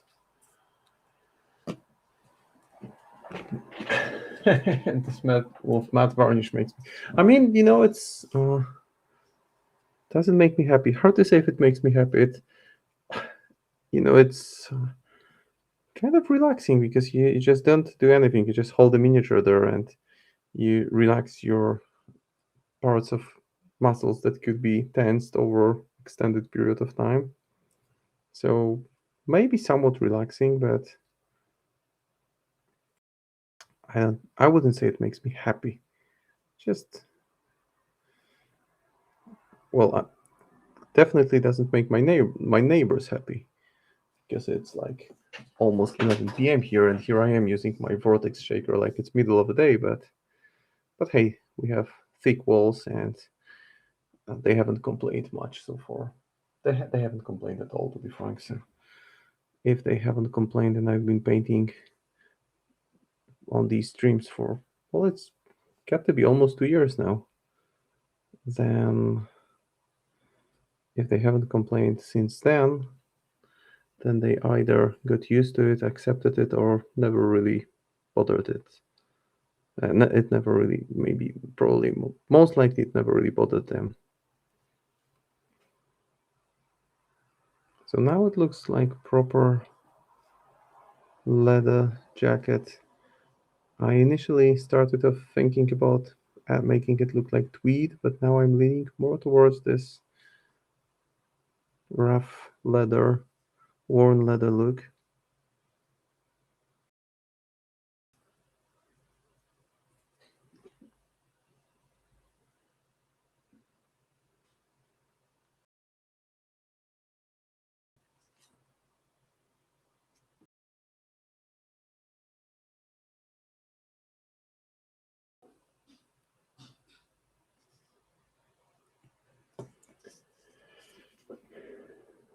The smell of matte varnish, depending on, do you apply it with spray, with a can, and it makes, it can make me happy from the standpoint that it means that it brings a sense of completion, right? That the project is complete, that the miniature is done, that it's now just being sealed, and then it's over.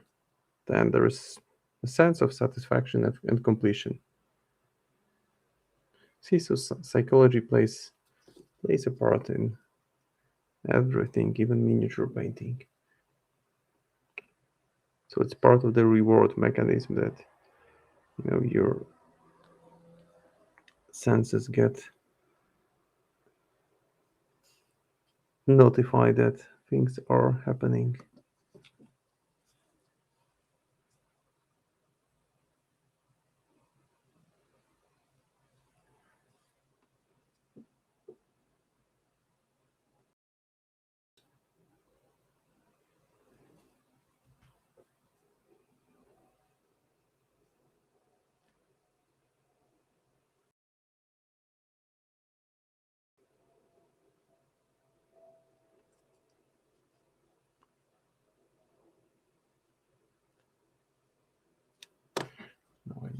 bit more of pure paint.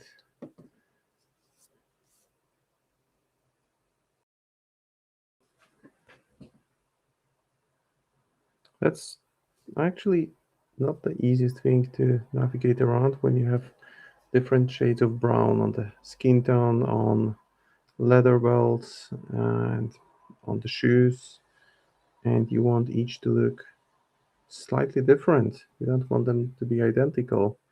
That's why the application of glazes and washes allows you to tweak the appearance towards what you feel, towards what feels right, what feels different, what doesn't feel like it's already on the miniature.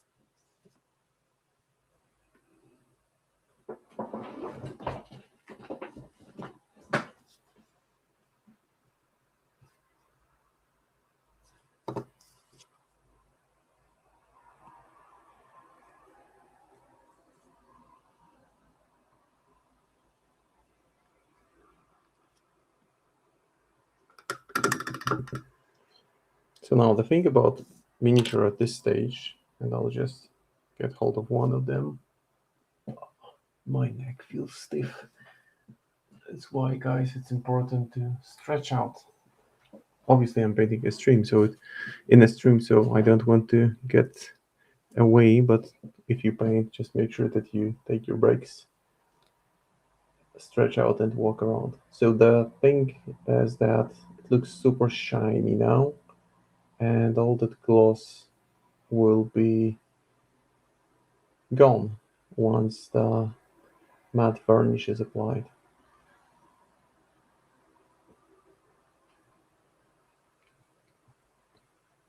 So right now I'll just grab another similar brush and I'll just go around the miniature and fully dry brush and make sure that I target the areas where I see too much paint pooling, because at this stage it won't leave much of an impact, but it will remove the negative impact, potential negative impact. So what I'm doing now is I'm trying to identify those areas where the paint might be pooling and not giving it the most favorable look. Now, as for the pants, still have an hour to go, which is ample time. So why not the pants now? Or maybe I'll wait for the other elements to dry. Decisions. One thing that's worth doing is just painting additional shade under the eye, just so that it kind of locks it in better.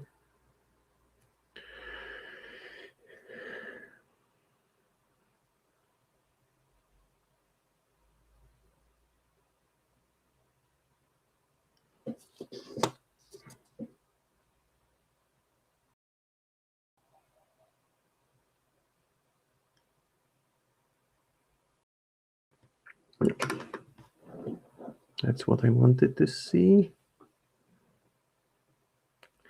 Now the tie. There is the conundrum. How to paint the tie to keep the... I think that I have no choice. I need to do it red. Or green. Maybe green. Green is a way to work around. Because red seems too much different to the overall composition I have going. And green should fit right in. So let's make green tie. Just apply a little bit too much of it. So the paint, I mean, the advantage of Vallejo game paints, I mean, from the new range, I mean, it's not new anymore because it's been around for maybe about a year, is that they level themselves very well, which is not something that Citadel paints do that well. So by leveling themselves, I mean that once you apply them, they kind of sink into the crevices and target the raised areas in the way that's seemingly most favorable.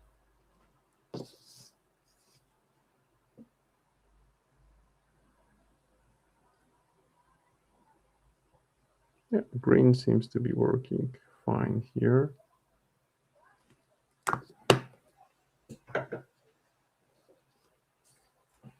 I will just grab a slightly darker shade of green from another section of my hobby stash. Alright, there it is. So a different type of green.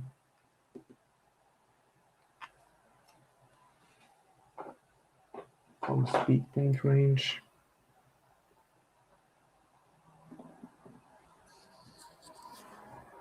I mean, it's all pretty much the same formula, but there are some nuances. The main differences are in how fast the paint actually dries and how it levels itself on the surface.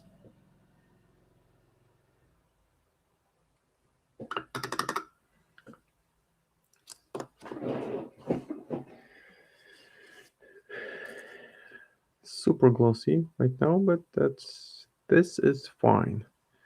What I can do now is to use this contrast paint, maybe add a light touch of slightly darker brown to it, and just guide the brush towards the most recessed areas. That's what I'm going to do now.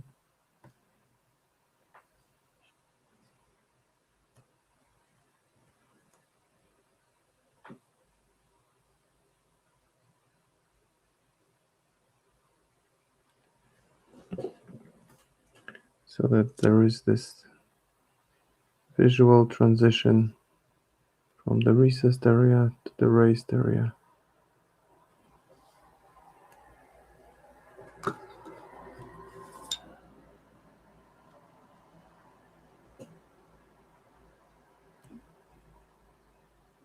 And I will try to also let it flow into the recessed areas.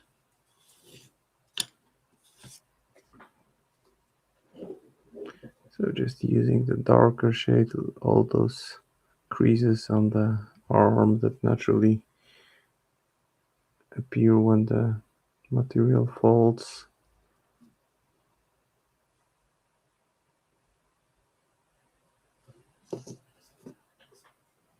The same on the other guy.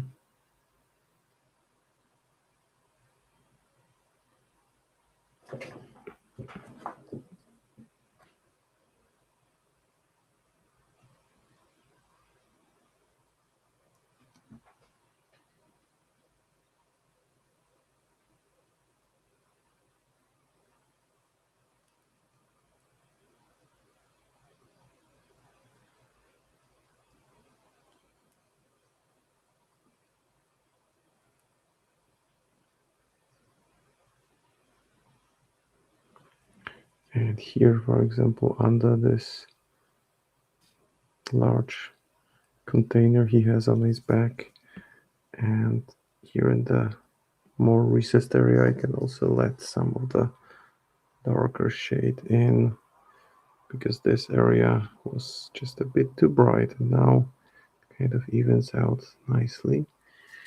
Same on this one.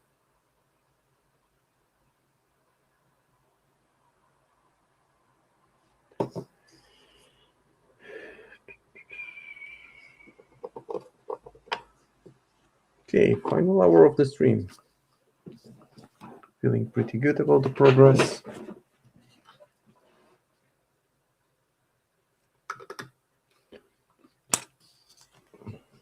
And now I guess I could start with the metallics. Yeah, why not? Let me just clean up the desk a little bit, because I tend to clutter my desk with all the paints that I've used, and I just put them aside using this quick break while the paints are drying before I apply next layers.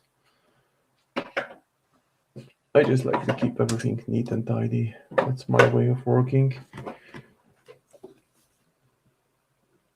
So one quick word about the miniature holder I have. I generally find that for me, from my experience, the safest way of transporting miniatures is if you magnetize them. So I just drill a hole, put in a strong neodymium magnet in the base with super glue, and I have holders for miniatures that are made of with a 3D printed with metal insert, and they hold miniature very well. And I just put my ongoing projects on them. That seems to be working best for me. Now, time for the metallics, I guess, because I don't need to postpone it anymore. So what I'll do now is I will grab this light metallic, and I'll just use this one shade. No other shades will be used.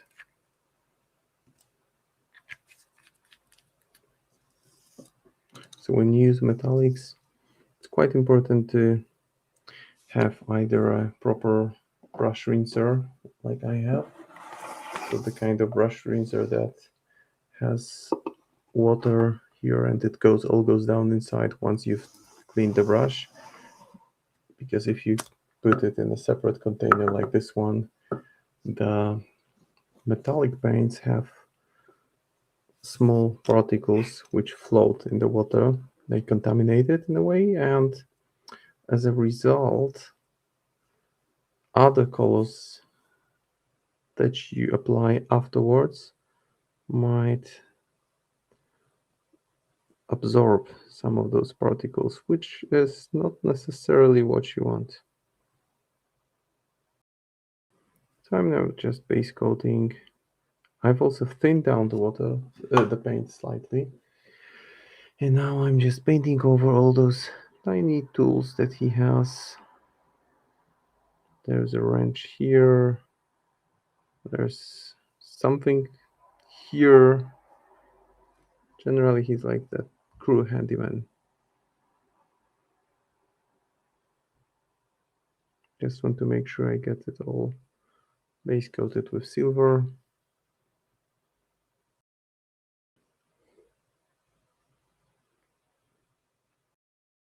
And once I've done it, I will get back to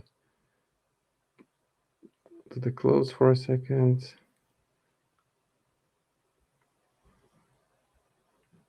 But for now, I just want to make sure that these elements are visually separated, every single one of them.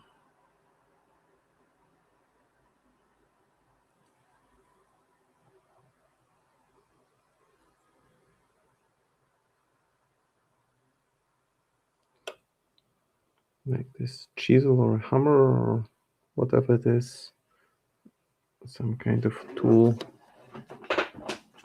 And the mechanical firefly, I'll also base coat it with pure silver, even though it will be partially golden. I want to tweak the appearance of silver by using gold washes, yellow washes in it. Because the thing about metallics is that the paints are shiny, so they look straight off the bat when applied on the miniature. They look completely different to other paints which are non-metallic, and well, which is the simple fact. But the way of this can be used to your advantage when you paint is that when you apply washes over them, like gray wash or just thinning down acrylic paints and glazing over metallic elements, what happens as a result, and I think I will leave the glass and paint it something with some different color. What happens as a result is that they lose the shine, but you can still bring it back with some light highlights. And once they lose the shine and you bring it back with highlights, then you have this nice, deep, saturated look. It looks just pretty neat. So now I'm just painting over all those small elements here.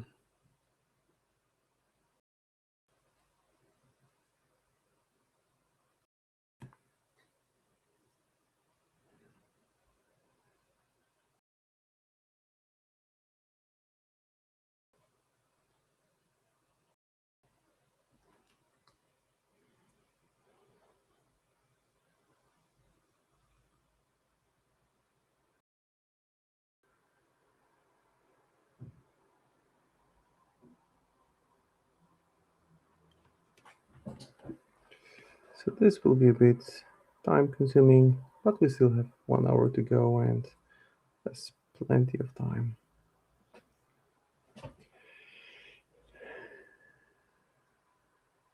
And then after I apply a glaze, I can decide to keep the area like the area here, which is naturally shaded, darker, and apply more defined highlights on the other side. I'm just looking at the artwork to see the actual shapes that I'm covering with silver now, because it's got some nice fine texture and I don't want to paint over it, because while the paint is of course thinned down, if I apply it over a detail I may then cause it to kind of disappear, and I don't want that to happen.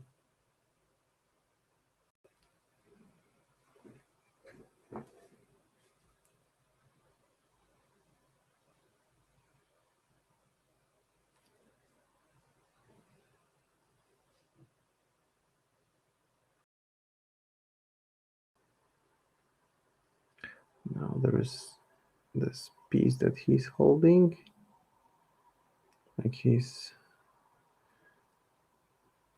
calibrating the device or doing whatever steampunk engineers do with their devices. See, it's already looking pretty neat, but the contrast is stark. I mean, it's vastly different than other elements on the miniature.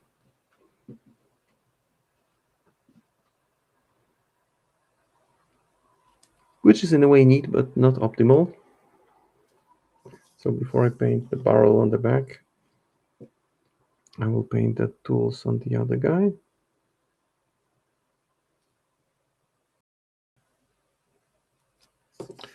And also always make sure to look at it from different angle, because I can see now that I missed a spot here.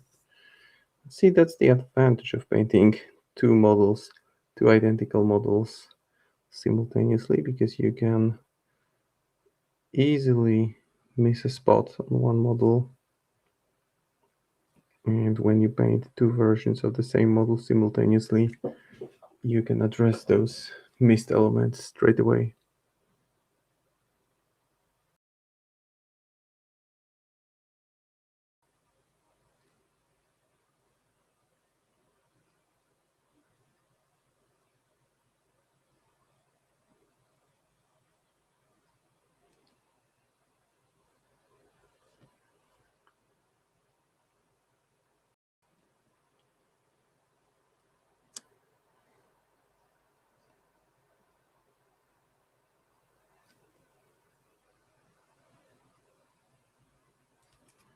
painting this thingy.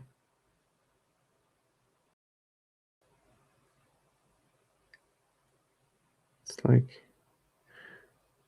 differently shaped hammer, because it's not a chisel after all. It doesn't have a sharp edge. And now I can see that actually those two are assembled quite differently. You see that the device is held at different angle. Yes, both seem fine to me.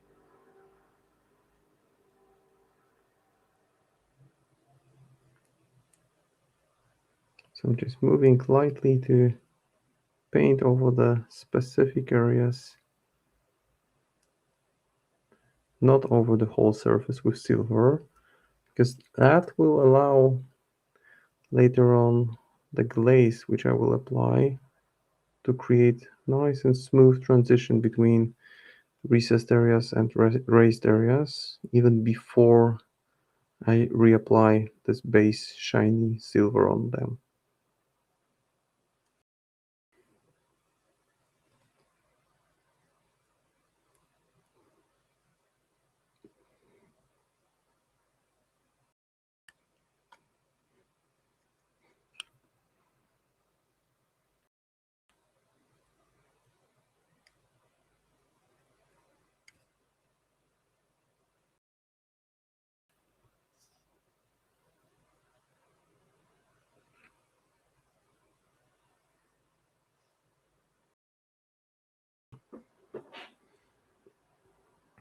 Just moving with thin brush, solid tip, and just navigating around this element, which, well, it's quite important because it forms a centerpiece of this model, really. And I might give it a bit of this pinkish glow that I've used on other keyword models just to tie it better with the overall look for the crew, but I'm not sure. I think it just would be, I would be in a way forcing it in, and maybe not. Maybe it's not the best idea if I don't feel confident it makes sense.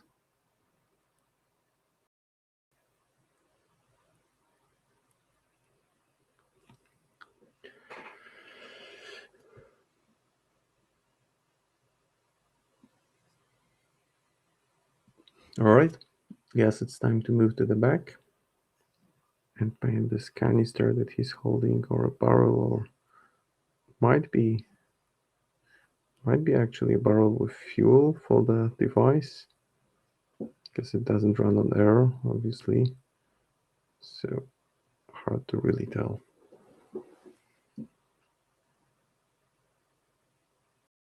I mean, it can run on soulstones, and he's a henchman, so it means that he's capable of using soulstones.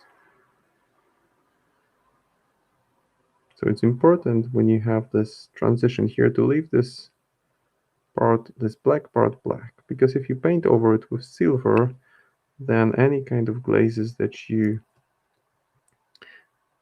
apply afterwards will in a way lose some of its potency. They will not have this kind of impact that you would expect them to. Oh, and this guy, still the eye thingy.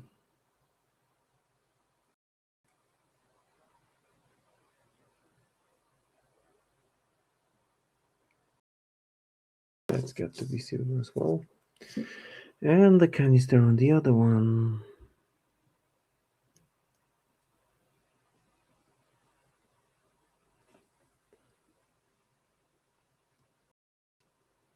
Well, almost 40 minutes to go, which makes me think that finishing it will be doable. But still, rather than forcing to paint it during the stream, I'd rather slow down and make sure that the quality is there first and foremost, rather than finished product within those 3 hours of the stream.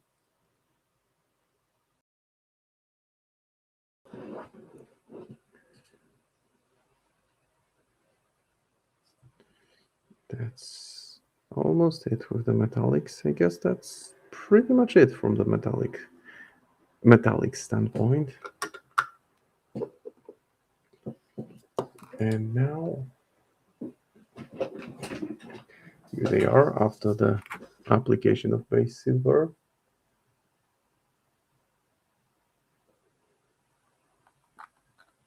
Looking pretty sharp, I'd say.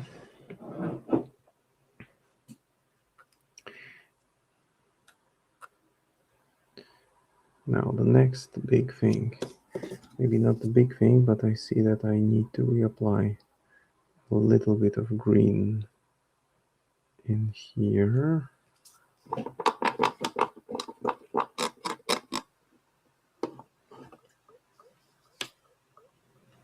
And I guess I can go with a bit of overbrush.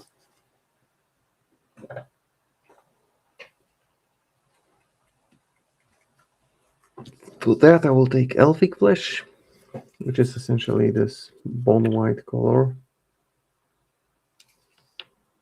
Oh, it got clogged. That's fine. I have a solution for that. I have paper clips, which are perfect for fixing that.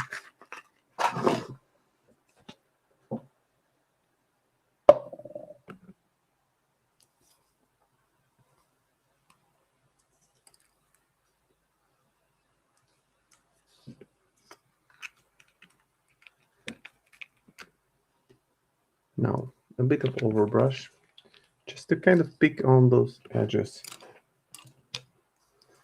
So I'm going to remove the excess of the paint from a brush with thick bristle. Test on my nail. That's my way of testing. If it barely leaves any trace, then it's good. And moving from the front.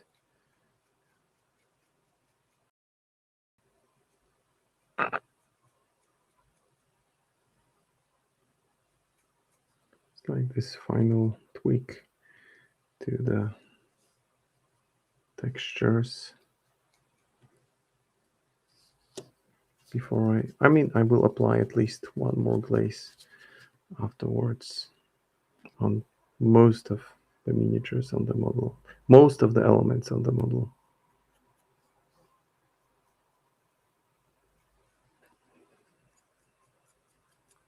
Here to redefine the edge, and the same on the back.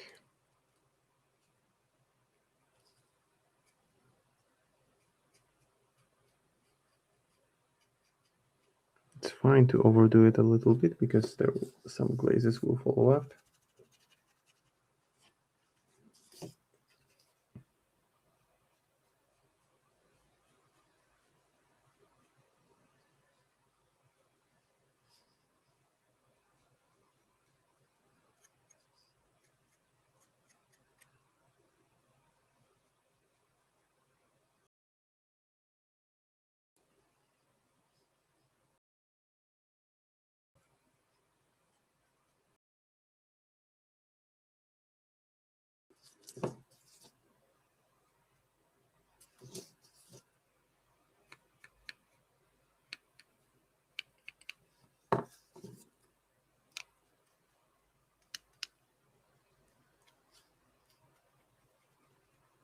This also allows me to add something that looks like kind of texture.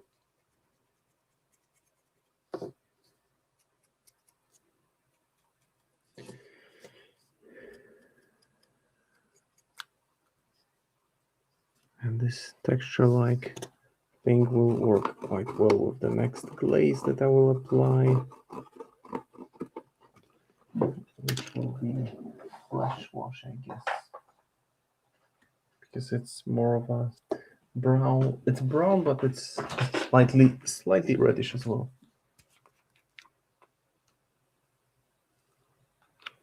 And order to boost it further, I can even add a drop of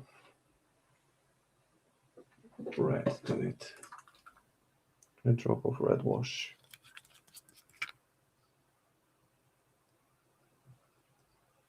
Just to build on that slightly reddish look. Make it a bit more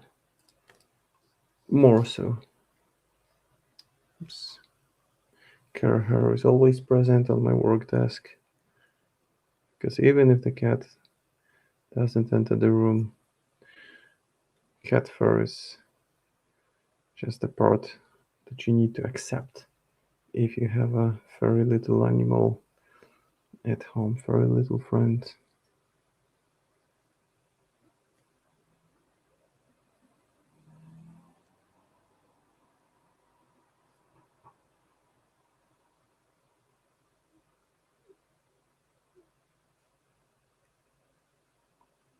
And I think I will still tweak it with a little bit of green afterwards, once the red glaze dries up completely.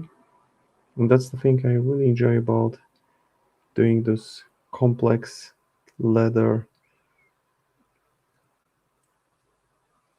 surfaces, that you can use different glazes that come together and make it look just more interesting. Not necessarily more realistic, although there is an element of truth to it. When you think about brown leather, it kind of absorbs, when you perceive it, it can absorb a bit of different colors from surrounding areas.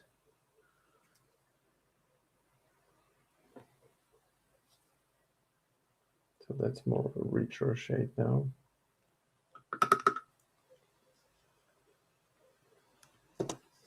And I'm feeling quite happy with it. Still, I will further boost a bit more brown beneath it. Now for the pants.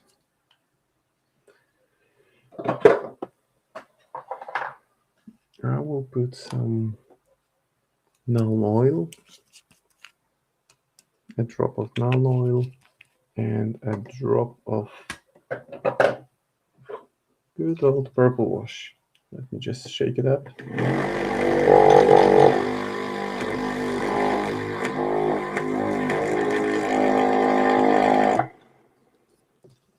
But before I apply it, I will just make sure that any potential bubbles forming here are removed.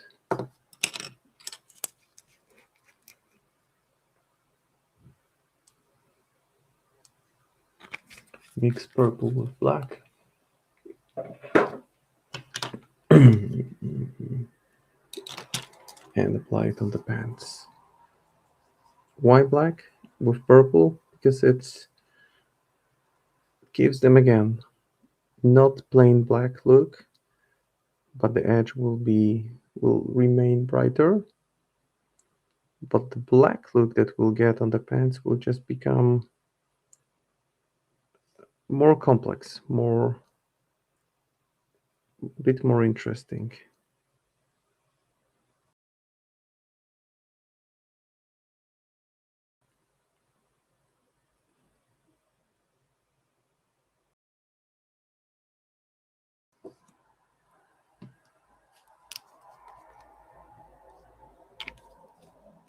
The same thing on the other guy. Just need to mark a spot here. That became a bit too bright.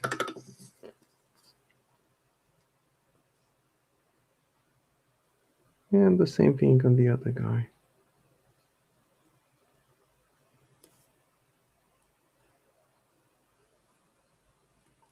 And shortly after that, I will be able to move on to metallics.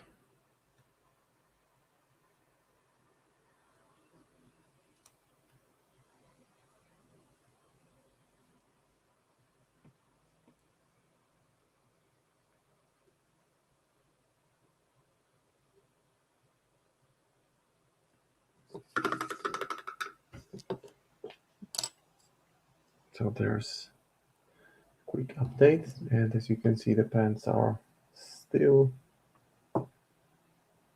very shiny, which is just a temporary phase.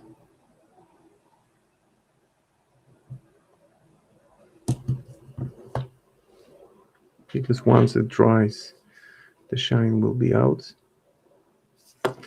Now, for the mechanical firefly, I'm going to take Basilicum Gray. Whoops. Good thing it was closed. So Basilicum Gray, give it a bit of shake. Then apply it on my palette. Maybe thin it down slightly. I can even thin it down with water at this point, because I want it to be much thinner and easier to apply than straight out of the pot. It's got this smoky edge to it, which works favorable on metallics because it takes away the shine. It makes them look a bit darker.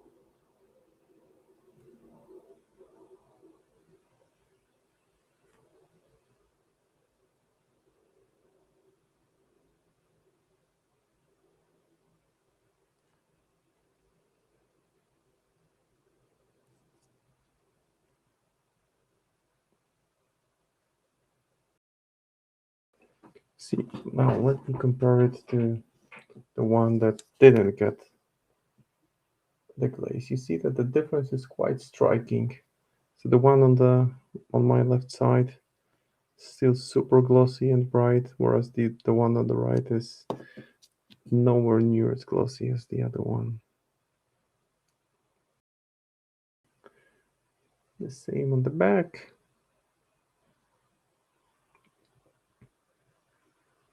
So when I paint circular elements like that, I just try to make sure that I leave a little bit more of it in the center, and the paint will just level itself and keep the mid section of it darker. So it seems like it paints itself, which is not entirely true, but if you approach it this way, it just makes things a bit easier.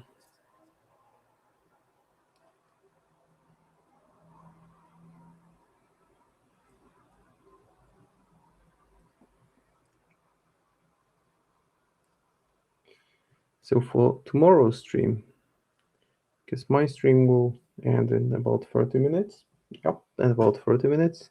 Tomorrow we have Dag streaming for you guys, and he's going to paint a good boy, a good old boy, and you can interpret it in many ways, but there is apparently one very good boy that's kind of adorable, and you'll get to enjoy it tomorrow. I think you know already because it was shared in the weird social media that Doug will be painting Bruce from the new bio keyword. I mean, it's not brand new, but it's still the newest keyword, the Angler keyword.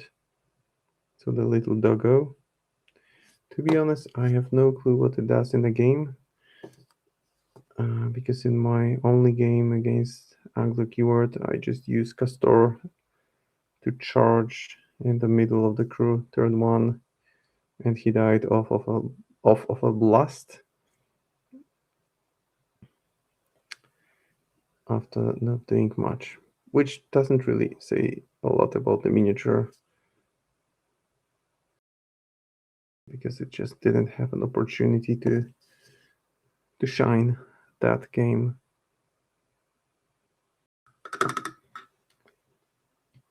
So now the gloss is gone.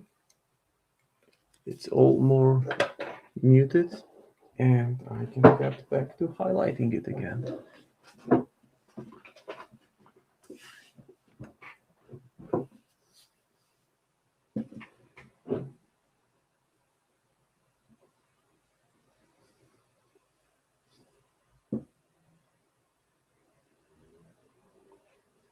Yep. Even if it's not fully dry, I can already start working on it. And I'm using the same shade of silver that I had used for base coating it, because it doesn't really need that much differentiation.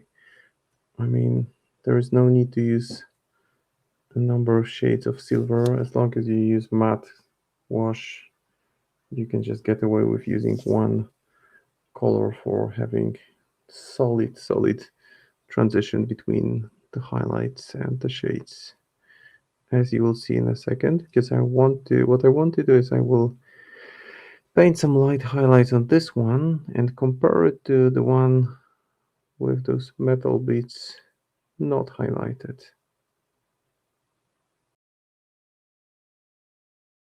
And I will still glaze them with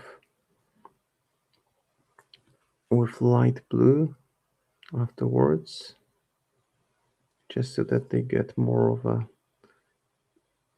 richer look.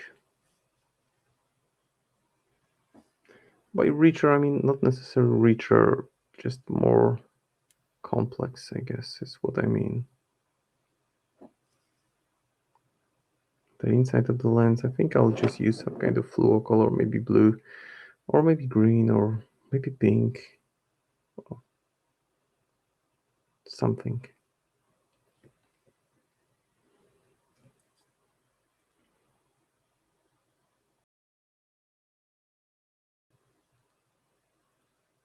So I'm now lightly highlighting those raised areas,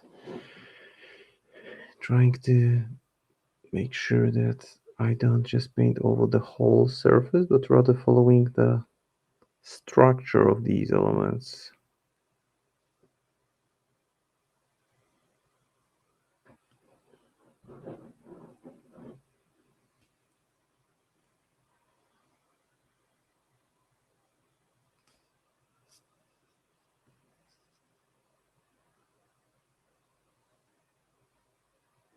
Also want to make sure that the element that he's holding in his left hand is highlighted.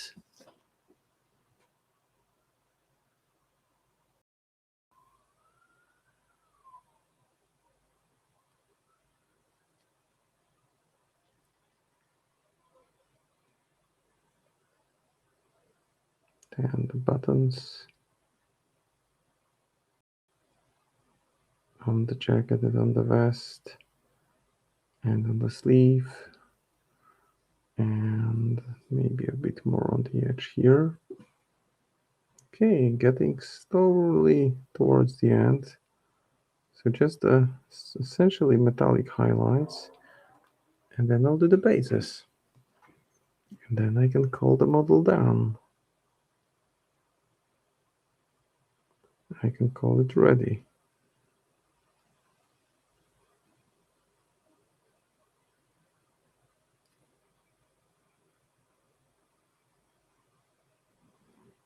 Now, if we compare these two with this one having those elements highlighted, let me just get some solid focus here.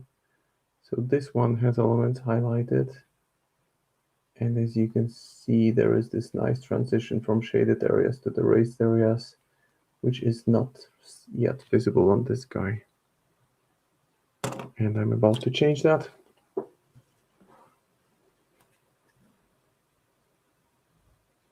And even if I don't paint the base, I'm still happy with the progress, because painting the base, I've done it before, so it won't be really anything new. I painted roughly the same type of base on my previous stream for this guy, so it won't be anything vastly different to what I have already done. I'd rather focus on the areas which are different. So the metallics, then tinting them with yellow to make for this golden appearance.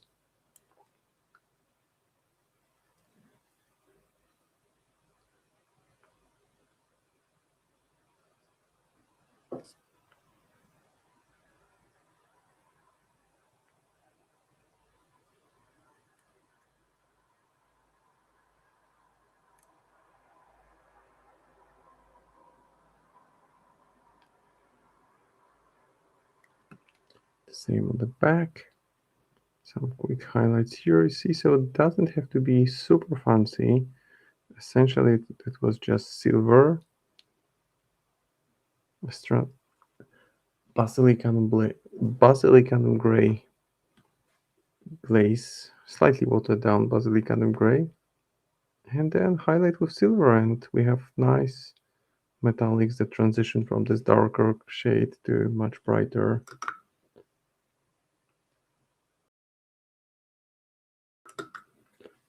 And yeah, and the buttons here as well. Almost forgot about them.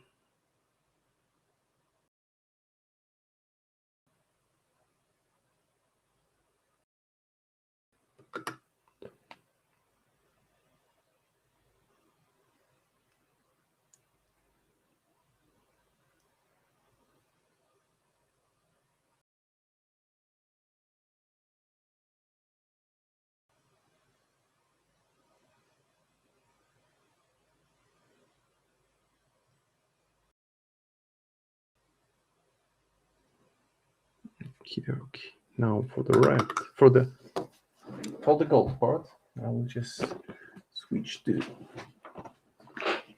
yellow. Let me grab it. I think this one will do.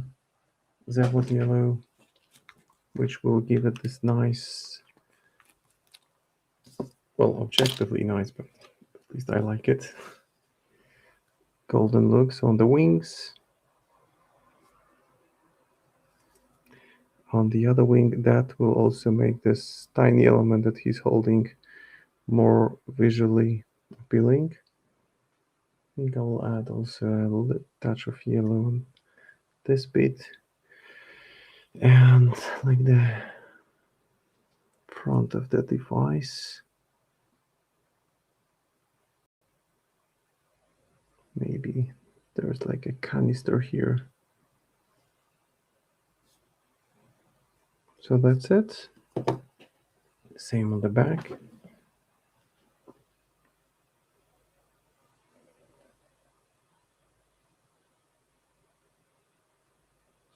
And also on the wings.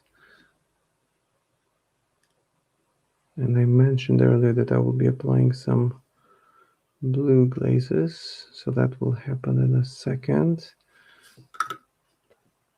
I will use Athematic Blue, which is one of my favorite contrast paints. Thin it down very slightly with water, just with water, no need to thin it down with medium. And I'll just, apply it to some of the elements just to keep it more interesting. It just adds this extra level of depth to those elements. Maybe do this hammer as well.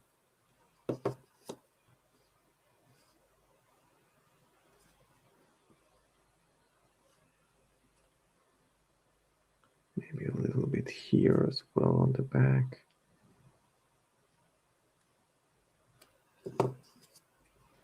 Just makes it look more visually interesting.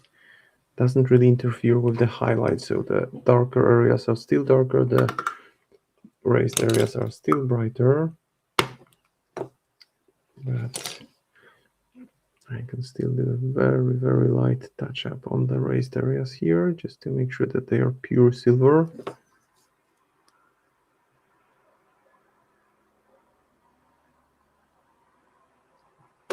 And also here beneath. And actually, one more thing I could do is to paint the lens. So first of all, I will apply pure white. This miniature has been a joy to paint, I can admit it. Super, super nice model.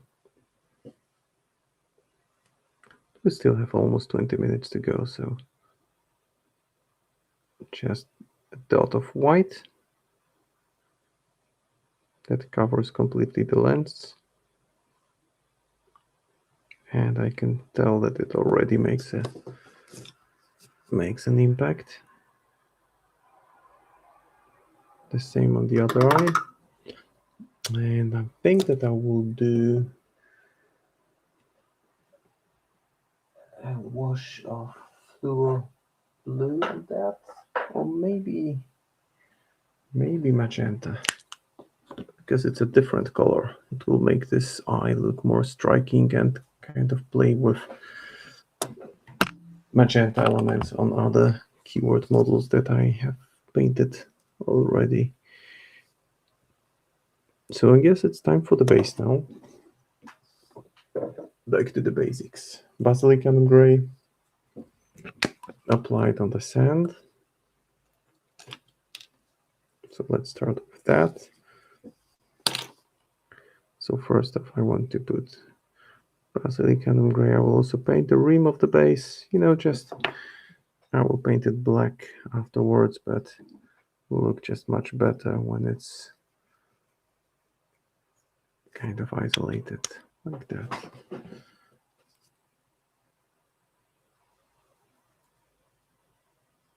So nothing really fancy here, essentially just base coat of gray, which will be dry brushed. And that's it. You don't need to get fancy, super fancy with painting sand on the base if it's not the focal point. The focal point is the mechanical butterfly, and that's what I wanted to really shine, quote unquote shine, but that was the idea, to make it more visually appealing, as it's like the centerpiece of this miniature. The other Gibson will also, I will also do the same around the base. So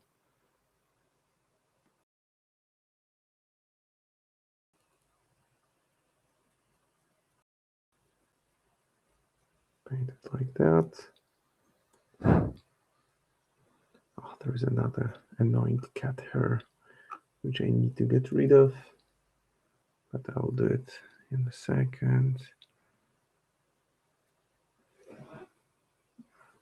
can just pinch it out of there, and also fill in those gaps here, and make sure that I base coat dark gray all those patches of sand on the base with dark gray.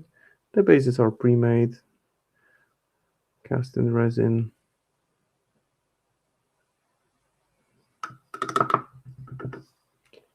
So for this guy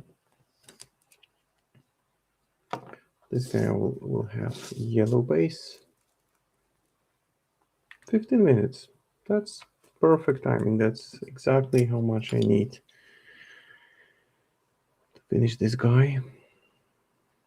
So I'm just doing a generous application of yellow, which flows quite well into the recessed areas, adding more shade there, leaving the raised areas a bit brighter.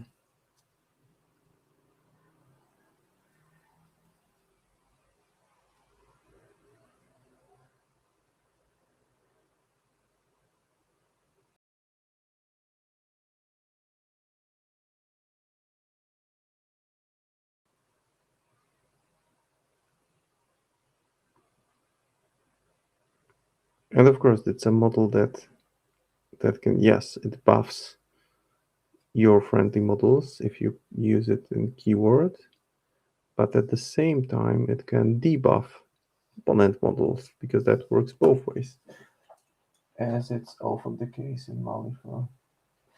Now let me grab orange, and orange will be applied on the other miniature's base. And again, directly onto the base, quite generously.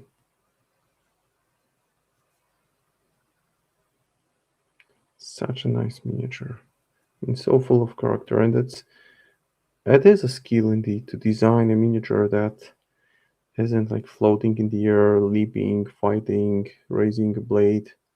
It just stands still and tweaks something, meddles with its device, but looks impressive and full of character nonetheless. And yes, I'm a word fanboy, so I may not be entirely objective, but you have to admit that there's a lot. This miniature has a lot going for it. Right, so the base is base coated. Before I tweak it, I'll just apply a bit of magenta candy ink, which might seem like a surprising choice. But again, that's something that will tie it in better with the rest of the crew. So I'll just paint the lens. I've just painted the lens with this. I don't want too much of it, just enough.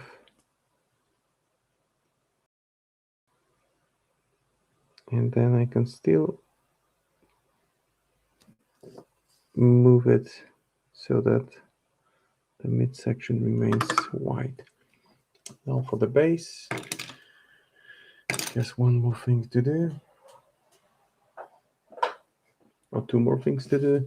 So first of all, the one that has yellow base will get a bit of orange in the recessed areas, while keeping the raised areas still orange. And I will wait. This is the only thing I guess I will do after the stream, which is giving everything a quick overbrush with off-white, just to make sure that I pick on the texture of those broken tiles on the base, because that really makes them pop, and that's something that's currently missing, and that's not a complex technique. Essentially, I just go over everything with light dry brush, and that's it.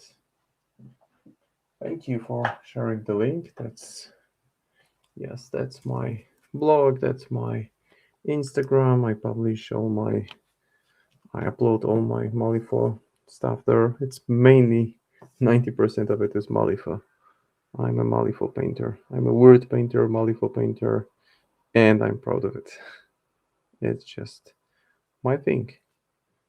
I painted, prior to painting Malifaux, I had been painting miniatures from different ranges. While I enjoyed the process in general, it often felt like a chore that I need to just finish this unit, finish that batch of models, those riders, those solo units, or those solos from different games. And with Malifaux, it's just different. I never felt really like painting as a chore. So that's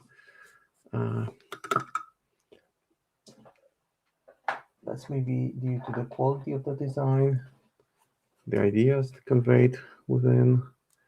It just feels more joyful to me. And I hope I can share. I'm definitely looking forward to continuing to share this joy with you guys, with those who connect during the stream, or with those of you who check it out after the stream on YouTube or Twitch. And of course, I'm not the only wood painter. There are three others. One of them is painting tomorrow, same time as I paint. So make sure to drop by and say hi to Doug as he paints on the, I believe, smallest angler miniature. Might be smallest. Now I'm just painting middle of each of those bricks so that there is this nice transition, and the texture will be again brought back once the dry brush is applied, but obviously I can't apply dry brush when the surface is still drying. And the only one thing that I will do before I pause and do a quick recap, just grab my finest brush and use just the tip of the brush to very lightly add white dot in the center of the lens.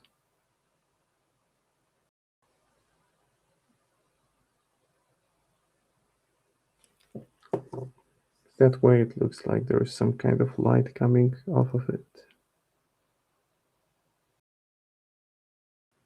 All right, and we are done here. Let me just do a quick recap before we call it a night, a day.